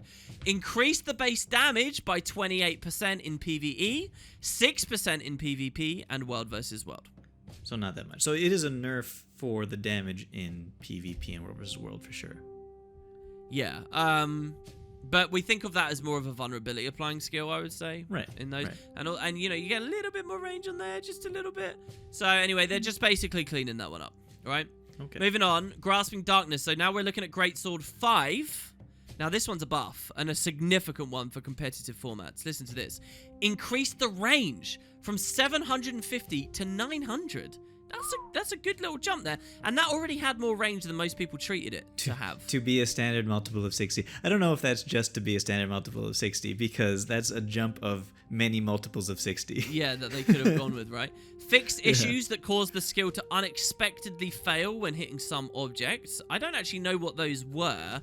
In truth, this is a skill that goes through a ton of stuff in the game. In fact, being good as a Reaper is knowing that you can use this through walls, and line of sight it just doesn't care about. So I don't know what it is that breaks this. What I'm guessing is a sneaky little interaction that I have used many times fighting against Reapers and tried to play around as one, is that the Grasping Darkness, and watch very closely on the footage, guys, you will see what I'm talking about. It sends 3 little, like, hands out, which form the claw that comes back to you. You see those 3 little? Those 3 little fingers are actually separate, individual projectiles. And so, if you use Grasping Darkness into a Swirling Winds, or something like that, a Wall of Reflection, you actually won't pull through it in the current patch. Okay, Now listen to this. Fixed issues that cause this skill to unexpectedly fail. Well, maybe that's the reflecting thing, but then it says look at the next part. The skill will no longer be stopped by projectile blocking or reflecting. Oh, they said that. I was like, my God, I'm an idiot. So yeah, they add that there at the end. And then they have the objects thing as well. So look, basically this is going to land a lot. Now this is a significant buff, okay? That they even confirmed the little theory there, as you just said. So more range, and this will hit through a lot of things. Yeah, Greatsword I already thought was a really good kit. Then also, we move very briefly over to Scourge for Sandswell. Fixed a bug that could prevent movement for a short time when the skill failed due to targeting an invalid location. Pretty lame. Okay. I didn't know about that. I don't really know how that affects anything. And then back to Reaper, Soul Eater. So this is what they talked about at the very top. So I'm just going to tab in so that people can see this. We're looking at the master traits. Okay, Soul Eater was the one at the top that meant your greatsword skills cool down quicker. You gain health and life force while in combat. So it had nothing to do with hitting people. You were just very slowly healing and getting a tiny bit of life force very slowly. So this trait is a bit lame for those elements. I'm not going to lie. I don't really like those. The cooldown reduction was huge on this, though, just because it meant you could get Nightfall back quicker, and Nightfall's just such an insane skill, and Grasping Darkness. Like, the 4 and the 5 on Greatsword are mental. If anyone watched my Reaper Spotlight video recently, you'll know all about that, right? So, Soul Eater is a good trait that you can pick. It's just all the extra fluff around it wasn't that good. Here's what the devs have done, or will do next week. This trait's been reworked. It now increases the strike damage dealt to all foes within a range of 300 by 10%. Nice. So already, straight up damage buff. PvEers going to be loving that. Oh, my raid benchmarks are going up. Yay. Okay, very fun. Yeah. I will note this introduced a really fun contrast between flat damage here on this trait or the critical-oriented trait with the vulnerability stacking down below. Don't forget that this little area of Reaper is very hotly contested. So, yeah, I like this change for that too. Yeah. But even in competitive modes, 10%, that's nice. But listen to this as well. And it causes the Reaper to heal for 5% of damage dealt to foes within their range. Wow. Now, the caveat... That's not just for greatswords. No, that's all your damage. It no longer reduces greatsword skill recharge by 20%. So, the main thing you took this trait for before, in my opinion, the greatsword cooldown reduction, is going away. I think that's actually fine because like visual noise and stuff, longer skill cooldowns I think are healthier for the game, blah, blah, blah, blah, blah. But, okay, so that's fine. But then this other thing, boots. Heal for 5% of damage you do?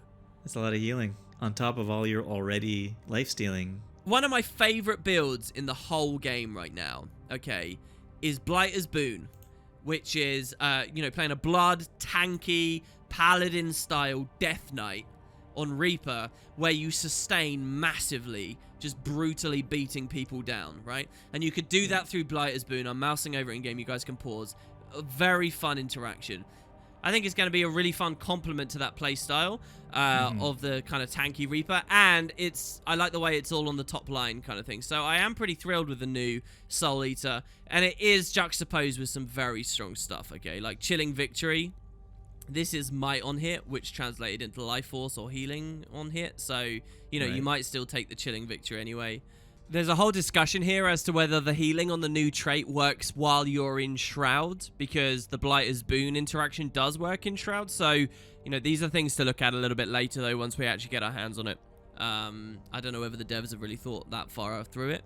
All right, Boots, so with Necro done, what are we on to next? We are doing the Mesmer. Oh, Mesmer. And it had some for us. interesting things done. Yeah, okay, so here we go. Mesmer traits that influence shatter skills typically affect all shatter skills, which has caused a lot of design bloat over the years. In this update, we're moving to change some of these traits to affect specific shatter skills in a stronger way in order to both cut down on this bloat and make the individual trait selections more meaningful. To me, this sounds like a nerf. But we will continue and watch what they do.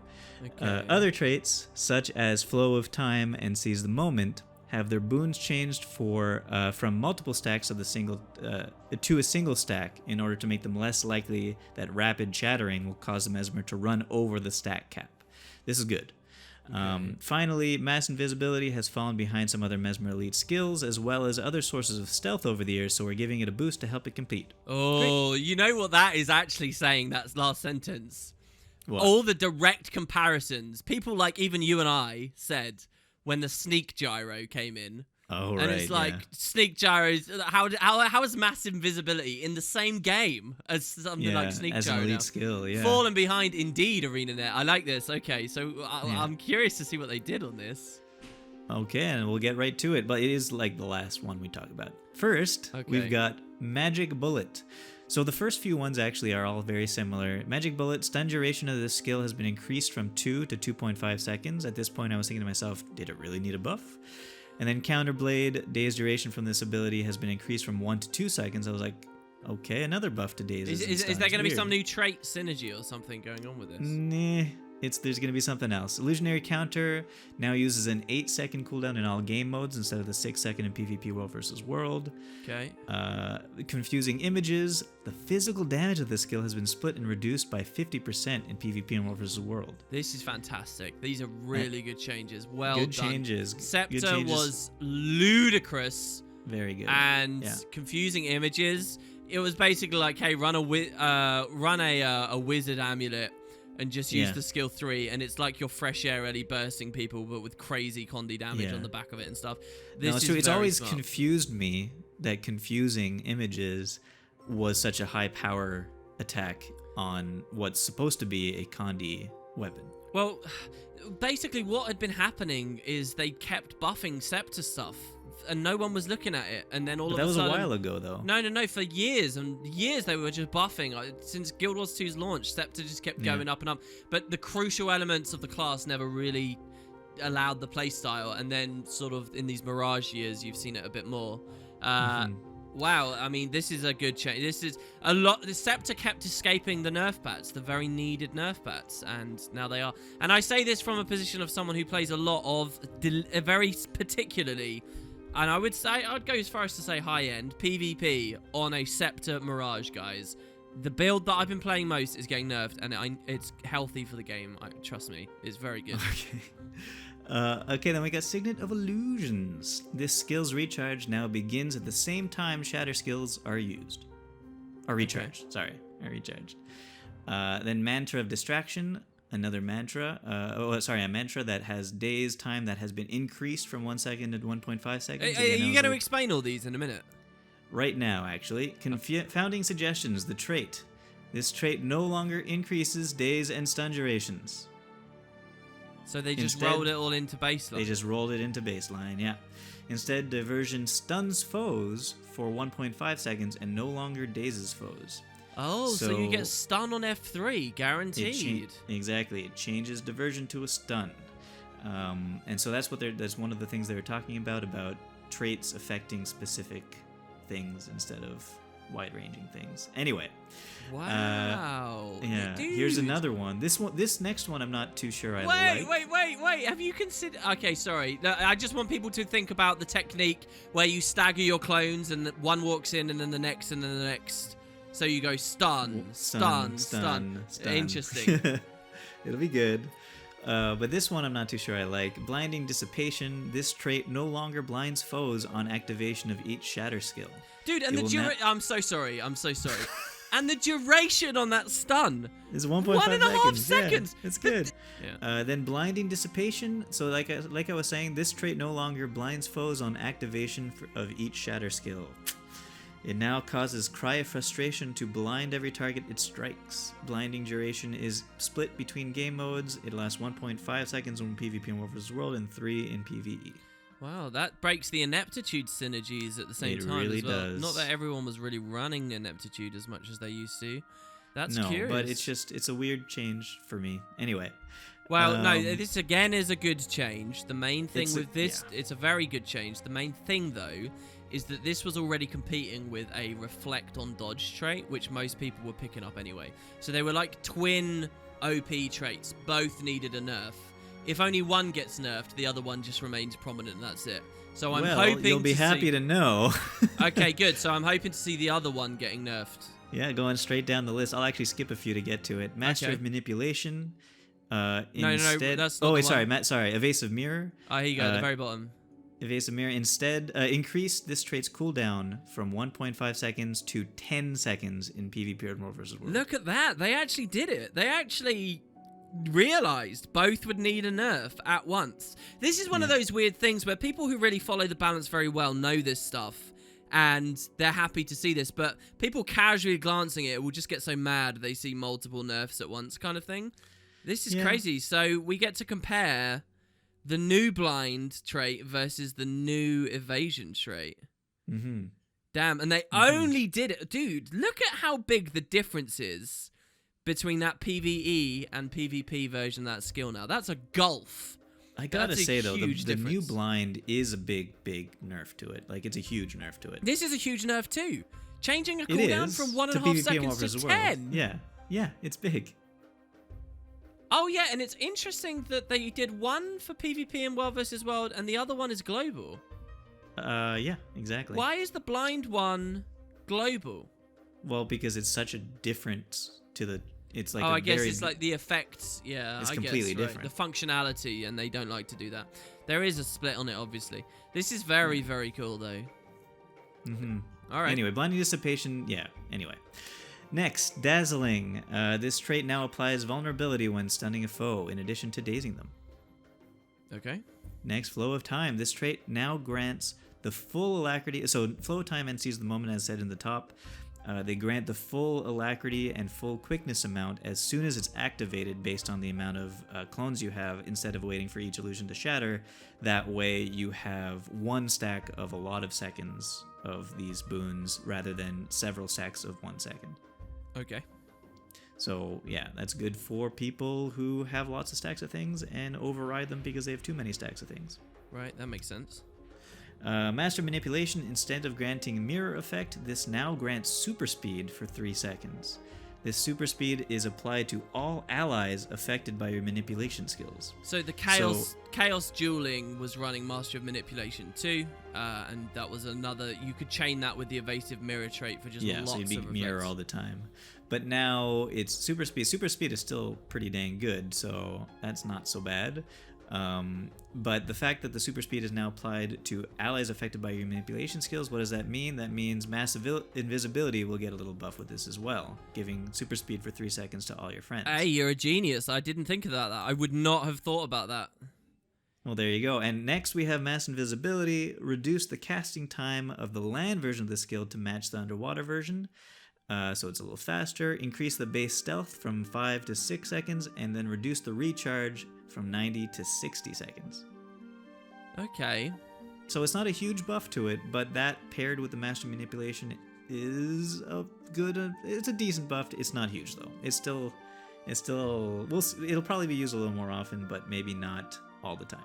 I'm already quite a big fan of Mass Invis, genuinely, and I think probably to my own downfall. I do really like this skill. So an extra second of duration, and that's a Super big speed for cooldown. That's a big everybody. cooldown cut as well. Yeah, no, it's a huge cooldown cut. It's true. Because the trait Master of Manipulation still drops. It still reduces by 20 seconds. Yeah, 20%. Sorry. So it's down to 48 seconds. So you can cast it a lot. It's very versatile. There's a lot of playmaking potential, I think. Yeah. 6 seconds of stealth too. That's long enough to juke in any direction you like. Does Mesmer still have a stealth buff to it? Okay. No, that was removed a while ago. No. Prismatic yeah, it That's is. still an extra Prismatic second? Yeah, okay. Understanding, yeah, it's still in the game, and it still extends there. stealth duration. So there you go. Bigger duration, even better. I wouldn't run it with PU personally, but that's your beautiful really mind like the there invis. that just wants to create these synergies. It's like more stealth, so go even more stealth. Just stack the stealth, yeah. But I mean, that's a thing too. If the PU gave boons to the allies affected by the mass invis, now that's a different story. If I was giving people Aegis and protection and regen with my mass invisibility because I was running PU, then we could talk, but it doesn't work that way, so. But yeah, 9 seconds of invisibility on a 48-second cooldown ain't the worst thing in the world. Definitely not. Definitely not. I like the Mesmer changes there. I really do like the Mesmer changes there. Not bad. Some Mesmers will be upset, of course, but it's not too terrible overall. Interesting how little was actually Mirage oriented. Yeah. Well, As in- Mirage as had in a none lot of of big nerfs last time, so Yeah. Mirage isn't the hugest problem in the world right now. It's interesting. There are some very explicit things here I can see aimed at certain things that they just cannot fit into the little blurb at the top, and it's interesting. The devs should have like a podcast where they talk about the balance changes in full. Yeah, absolutely. They would Didn't invite invite too much arrogant and unintelligent criticism at that though. So and one slip of the tongue, they'll be like picked Yeah. apart. Yeah, I think that it's better to maintain that distance. But there you go. Okay, Mesmer. So that's good. I think that was well delivered there, Boots, as well. Okay. Okay, so I'm on to my last one now, I guess. Right? Okay. Good luck. All right, so beginning my last one, we're on to Ranger, which has got some changes over a reasonable spectrum of things. Now, remember, at the start, they did say they were doing this thing where elite specializations would have trade-offs, right? And I believe somewhere else in the video, I let this slip. I think I mentioned it. Unless they talked about it at the very header, I think they did. So we're going to see a trade-off here for the Druid specialization. Okay. Here we go. With this update, Druids who gain a new mode and access to additional abilities by slotting the specialization get the trade-off of their pet becoming a bit weaker than a core ranger's pet. Poor pets. As their focus on celestial magics means less time strengthening the bond with their pets. Oh, that's so sad. Dude, I actually hate this sentence. It's so patronizing. It's like you don't have the intelligence to understand that you get new stuff with druids, so here's a trade-off. Like, obviously you get new stuff with an elite specialization. In what world are people so dim they can't remember that fact as we move into the rest of this discussion? And then to, like, add the lore in there, like some kind of, like, flavor justification to substantiate the logic of what they're doing, it's so ridiculous. I don't know. I kind of like it. Okay, fine, but if they were doing that for all of them, let's roll. I like that idea. You know, I like me some lore, but it's only here on the Ranger section. Well, like, yeah, it's the just Revenant pandering suddenly to... remembered. Revenant suddenly remembered something that Ritlock told him about how he got his power, and now has an F2 ability. Here's what this sentence is, right? It's assuming that the reader is mad. The ranger reader is mad that they're getting their pets nerfed a bit. So they're going to justify it with lore, and it's arrogant enough to believe that will assuage their concerns. Like, it's so patronizing. To be fair, ranger players only care about lore. Oh, see, and I know, why only Rangers? I feel so bad for Ranger players. Honestly, if I was a Ranger main and I read this would immediately put a sour taste in my mouth. Hey, I don't know. Come on. All right. It's okay. fine. All right, I kind of like that they did it. They probably should have done it with some other things as well. Yes, and not just in the context of justifying nerfs, all right? This is about maths, damn it. All right, okay, here we go. There is an interesting discussion here, though. Why is Druid getting the trade-off nerf, but not Soul Beast? I guess it's because, and they don't talk about this, but I guess it's because they consider the merging with the Soul Beast as you don't get two entities anymore. If anything, that's trade-off. If anything, they should be buffed, the Soul Beast pets, because the bond is even stronger on the Soul Beast. Right. Yeah, but if we go by their lore description here, which is just such a dangerous road to go down. Anyway, yeah, so I think that's what's going on, why they've, instead of buffing core, as with Rev, if you guys didn't check that section of the video, go look at it. On Rev, they buffed core stuff. Rangers don't get a core buff. Instead, they get a slight Druid downside. And why Druid, not Soul Beast? Yeah, why Druid, not Soul Beast? At the same time, Druid glyphs have been reviewed and brought in line with design standards. We'll see what they mean by that in a second. Glyph of Empowerment. So this is the one that gives the damage bump, right? And people don't even run that much anymore, as far as I understand. Glyph of Empowerment's just been replaced by the former Druid elite skill Glyph of Unity, as Glyph of Empowerment was deemed too passive. Glyph of Unity's radius has been reduced to a standard radius, and its duration increased. But then we've introduced a new elite skill. Ooh. Glyph of the Stars, which you can read about in its note below. So, yeah, you get this nerf, but there's a new elite to play with, Druids. Okay. Interesting. A new elite is like the best new skill they can do. So I said at the start that new skills would be a thing, and new skills indeed are.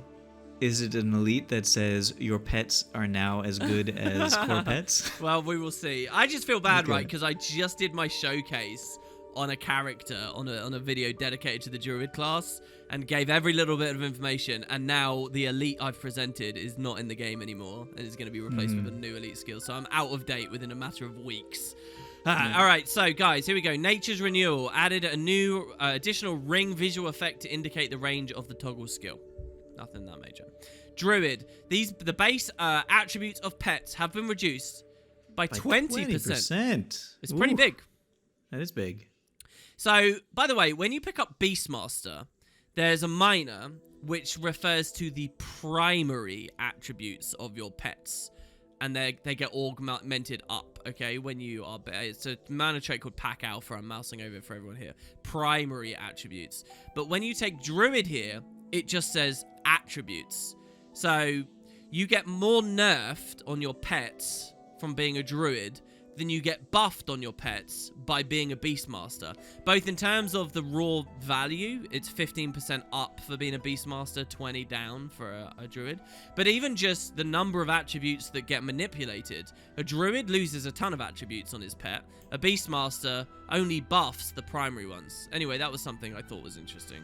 In this thing, they better give a Grandmaster trait that increases your pet's health or your pet's attributes by 20%.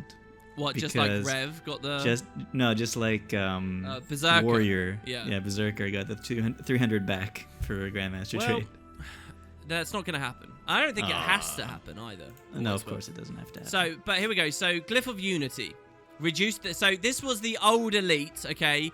Just to remind everyone, you tether yourself to people, and depending on whether you're in CA or not, it changes the interactions, right? So when you're out of CA, it's whenever you take damage. So out of CA, you tether to foes, and when you take damage, you reflect it. And in CA, you tether to allies, and whenever you heal, you splash those heals to the tethered allies, okay? That's what it currently is. Now, it's not elite anymore. They've reduced the radius of it from 400 to 360. They've increased the duration from 6 to 8. So this is actually a buff, I would say. Okay. Yeah, it's not a very small reduction in radius. And it's no longer an one. elite skill. So they buffed the elite and declassified it as elite. Obviously, it was a very good elite. Yeah, I mean, actually, if I were to rank all Heart of Thorns elites, I would probably put this one, elite specialization elites, I would probably put this one at the bottom. Well, now it's a utility, so there you go, perfect. and a stronger utility, in my opinion, with the duration bump there. Okay, so next you've got Glyph of Rejuvenation. They increased the healing multiplier across both versions of the skill in and out of CA by 40%. That's a lot, guys. In CA, the base healing to the druid and their pet has been increased by 50%. And outside of CA, the base healing has also been increased by 50%. Whoa. So Wow. way more healing on the Glyph of Rejuvenation. Crazy, okay. Glyph of Alignment. Outside of Celestial Avatar form, this skill no longer inflicts 5 seconds of cripple or 2 seconds of poison for 8 seconds. Instead, it's now inflicting 1.5 seconds of immobilization and 3 stacks of bleeding for 8 seconds. Okay, well, the poison to bleeding is a strange change, but the cripple to immob is kind of a buff, I'd say. So what are we saying now, that they kind of just buffed all of the glyphs to make up for losing your...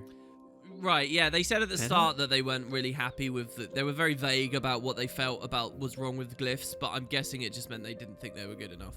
And I kind of agree, actually. I think these are very mediocre in the way that they're tuned. The one thing, people will know what I'm about to say, there's kind of a lot of immob on druid, and I get that that's a part of its identity now. I hate immob. Immob is so... You get even more immob as of this patch now, guys. Good. You can spam a lot of immob now because Glyph of Alignment here. So there you have it. The Glyph of Empowerment. It's just gone. Deleted. To be replaced with a new elite. Glyph of the Stars. Here's the skinny. I don't know what the art will be like or the animations. Stuff to come. This new elite skill heals, prevents allies from being inflicted with conditions, and removes conditions already on allies in range. That's your regular version. So it's like resistance, but better than resistance. Wow. Because it doesn't say it applies resistance. It just says it stops you getting condied. Yeah. Because, well, so you're just completely immune to condies rather than resistance, which you can be put on condies, and as soon as resistance ends, you start taking the damage. Or corrupted and all kind, or ripped, whatever, right? Exactly. Wow. So yeah, very, very, and I like that for what it's worth. I think that's very fitting of an elite skill and a support profession. You know. Yeah, that's really good. It is interesting in that it's kind of creating an identity for druid as like the anti-condi healer in a way. But then I wonder where else the elite specialization can support that identity. Anyway, they also say that's just outside of CA. In CA, it heals. It does something really special here, and I love the interaction. Listen, in Celestial Avatar form, it heals and prevents downed allies from losing health while being revived. And it grants boons at a range. So... Whoa. Okay, so hold on a second. When you say losing health, you mean you can't be cleaved? Right. So not just that it you know, like you have not just reducing I think it means you can't be cleaved. So hold on though. Wait. Grants boons at a range. We don't know what that is. I'm guessing it'll be like regeneration and just stuff. But if it turns out to be like stab and things, I mean, Christ. But we don't know. So this is kind of conditional because you got to be in CA to do this. But I love this interaction. This is not the first time we've seen an interaction like this with the reviving. When Heart of Thorns first came out, Revs had a trait that meant when you started rezzing, you created damage reversal on the body. And that was eventually deemed too strong, and the damage reversal is just on you now. In fact, does the trait even exist anymore? I think it was removed. I have a question for you. Have Rangers been using the new elite spirit now that they buffed it? No, that was a total dud. I've basically seen no one doing it. It's not exciting. Okay, so then they might use this instead. It's not. It doesn't compete really. I guess. I would genuinely say one of the biggest whiffs of balance with boots was last patch. I was so excited about that spirit change, but nobody's using it. And to be honest, I didn't even build craft or theory craft anything with it, but no one else seems to have either. And I feel like you still can. Like, well, The idea of whether hiding you the spirits and stuff and teleporting them over, I still think is really exciting. I think it's really exciting, especially with the search and rescue and search and rescue. Yeah, look at what we're identifying here is how much revive potential is in that class now. Druids are going to have a lot of revive potential, whether they use this glyph or the search and the rescue spirit. or the spirit or whatever. Anyway, and you got search and rescue on revive. Let me just go back to this other thing about prevents downed allies from thing. This is an interaction we saw before. They deemed it was too strong, even though there was built-in counterplay to that Revenant idea where you'd press F to start the revive, and then your enemies would stop attacking if they were smart enough to not create, But it was deemed too strong and removed. Now we've kind of got a rebirth of that. But here's what's really amazing about this. Listen to it very carefully. You cast the elite, prevents downed allies from losing health while being revived. So this costs you the elite in CA, and someone actually has to commit to reviving. To revive. So it's still counterplay. Unlike with the Rev thing that was very binary, just you have to stop. If you CC the crap out of the people reviving, the interaction goes away, and you still have your out, basically, right? Mm-hmm. You can still do. So I really like the sound of this, and I like the idea. But remember, with search and rescue, your pet could revive things. Yeah, so you could have the pet doing that for you. Yeah, there's all kinds of fun things that could be at play here. And it's just great to have a support elite specialization with a revive-oriented mechanic on its elite. Yeah. Final two changes, they're really not that exciting. We've got Pack Alpha, which I already talked about. Well, as of the next patch, this now grants its attribute bonus to condition damage as well, in addition to the previous ones. So, basically, condition damage is now counted as a primary. So you get power, precision, toughness, vitality, and condition damage. There's still a ton of stuff that your pets won't get buffed. But there you have it. So you get a little bit of a change there. And then lastly, Poison Master. This trait no longer grants poison on the next attack when you swap a pet. Instead, it now grants the effect on the use of a beast skill, which is very similar to giving you poison on your next attack. But instead, because you obviously pet swap and you've got a new F2 available, right? So like that's your beast spell. But now it's tied to an animation and an actual interactable, you can move away. Loading effects onto... It's good. But it's kind of a nerf because I think most beast skills are longer than the pet swap. Right, but again, I think that it's a better interaction now. I think you're right. Because you don't always want to swap your pet just to get some poison. So there you go. That's it. That's for the Ranger changes. Okay. I like it a lot. And that's my last one. It's pretty good. All right, Thief is last but not least. It doesn't look like a big section. No, but it's still okay. Okay. Let's start it off with our focus on the Thief in this update has been toward Daredevil, its traits, and the trade-off that it was inherently built without. Daredevil traits have been reworked to focus on 3 categories: choosing your defense in the Adept tier, choosing your damage in the Master tier, and choosing your dodge maneuver in the Grandmaster tier. With this update, we are adding a trade-off to the profession skill that keeps in the theme of a melee-oriented specialization. Oh, what is this trade-off then? Well, you'll see. It's actually kind of interesting. But we're starting off with Repeater, that skill that you get to use now on the what was it, pistol dagger. Yeah, 3. It flips over when you use the 3. Yeah. And remember, we were saying that I hope it doesn't have a huge initiative cost. Well, it kind of did. Yeah. But now they've reduced the initiative cost of the skill from 4 to 2 in all game modes. Lovely. Good. And then we got stuff to the staff, a little bit of nerfs. The damage of staff strike has been reduced by 6.5%. Staff bash also 6.5% reduction. And now here's the big one. The minor trait, physical supremacy. This trait now causes steel to become swipe. Whoa! Oh my god! Yeah, which reduces the range from 1200 to 600 and makes the attack unblockable. What? This is insane! How have you been sitting on this? Wait. So which line are we in? We're in Daredevil. Daredevil. So Daredevils this is the trade-off for Daredevil now. Oh my god. Because with Deadeye, the trade-off was it was now, mark your target. Because they changed steel to mark your target. I don't like the idea that every elite specialization is just kind of arbitrarily changing the F1 almost. But swipe is a cool idea for an update to it. Yeah, right? It's melee oriented. You have to be closer in for this to work. And it's unblockable. Oh, that's pretty huge. So a lot of thieves are going to be happy about that. Some will be unhappy because they like the range. But I mean, it's very interesting. Yeah. Yeah. I mean, Anyway, moving on. The fact it was there's a lot to talk about with Swipe. Yeah. I guess I'll save it for when it comes out. Okay, go ahead. So Marauder's Resilience, this new trait converts 7% of power to vitality while reducing incoming damage from foes within 360 range by 10%. Oh, all right. Nice. So that's a defense thing, I'm guessing, in the master tier. Okay. Oh no, sorry. The defense is in the adept tier, so this would be in the adept tier. Okay. Then we got Weakening Strikes. This trait has been moved from the adept tier to the minor into the minor master tier, and been functionally changed. So this isn't always active. It's a minor. Yeah, this is a minor now. Okay. And it now causes the Daredevil's next strike after dodging to weaken enemies. Oh my god. So that's kind of interesting. The weakening effect can be applied to multiple targets at once if its skill is used in an area effect skill. Wait a second. This weakening effect for multiple. So they're saying if you use an AOE, then you get AOE weakness. Right. So that's cool.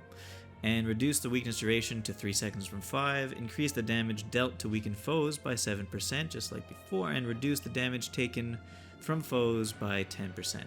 So then we got Escapist Absolution. This trait has been merged with Driven Fortitude, so it's a combined trait and twice as good. Renamed Escapist Fortitude and is now an adept tier trait. So it's one of the defensive ones, and it's just twice as good as 2 traits that were there before. Okay. Then we got Staff Master. This trait no longer grants a percentage damage increase based on endurance. Instead, it grants 120 power, an additional 120 power when you're wielding a staff. Right, The endurance another one of these, then. yeah, another one of these. And the endurance gain remains the same. Meh. And then finally, Havoc Master. This trait has been renamed Havoc Specialist and has been moved to the Master tier. It grants 5% bonus damage per bar of endurance that is not full. Sorry, what's Havoc Mastery right now? Right now, Havoc Mastery is... It's 7% damage. 7% within range. So 7% can now go as high as 15. Yeah. As long as you're draining your endurance quickly. Yeah. Not Wow. bad. Not bad. And that's it for Thief. I like how Interesting traits. dodge-centric a lot of the new traits are. There's a lot there with Thief, actually. We kind of whizzed through it, but there's a lot, actually, that they're changing. A small amount of changing, but it's big changes. Yeah, that's really fun. Wow, man. Mm-hmm. God, Well, I that love was a these good changes. patch. Yeah, well, that was. I mean, we will. So, guys, remember, hope you enjoyed this preview. This is just a preview. It comes out on Tuesday, the upcoming Tuesday. That's when we get the animations. We get a lot of the actual numbers, and we get to see how things start changing. That's when all the excitement comes. So, make sure you keep an eye on the game around then. I'll try and give you guys updates exactly as I did with the last one. And, yeah, very, very, very cool. Thanks for digesting this with me, Boots, and taking half the classes. It's been fun as always. It's been a blast. And we will see you for the next one very soon, guys. I can't wait to try this all out. Okay, take it easy, everyone. Catch you later. Bye. One final extra little edit for me right at the end. As you can probably tell, by the time we got to Thief, we were really crunched for time, and one of us had to go. So we kind of whizzed through. I do apologize for that, Thief players. I know this looks really wonky, but hey, the whole video in total was 2.5 hours. I'll definitely have more to talk about with these Thief changes. I can't wait to get in and play Swipe. So yeah, we'll see how it goes. Thanks, guys. See you on the next one.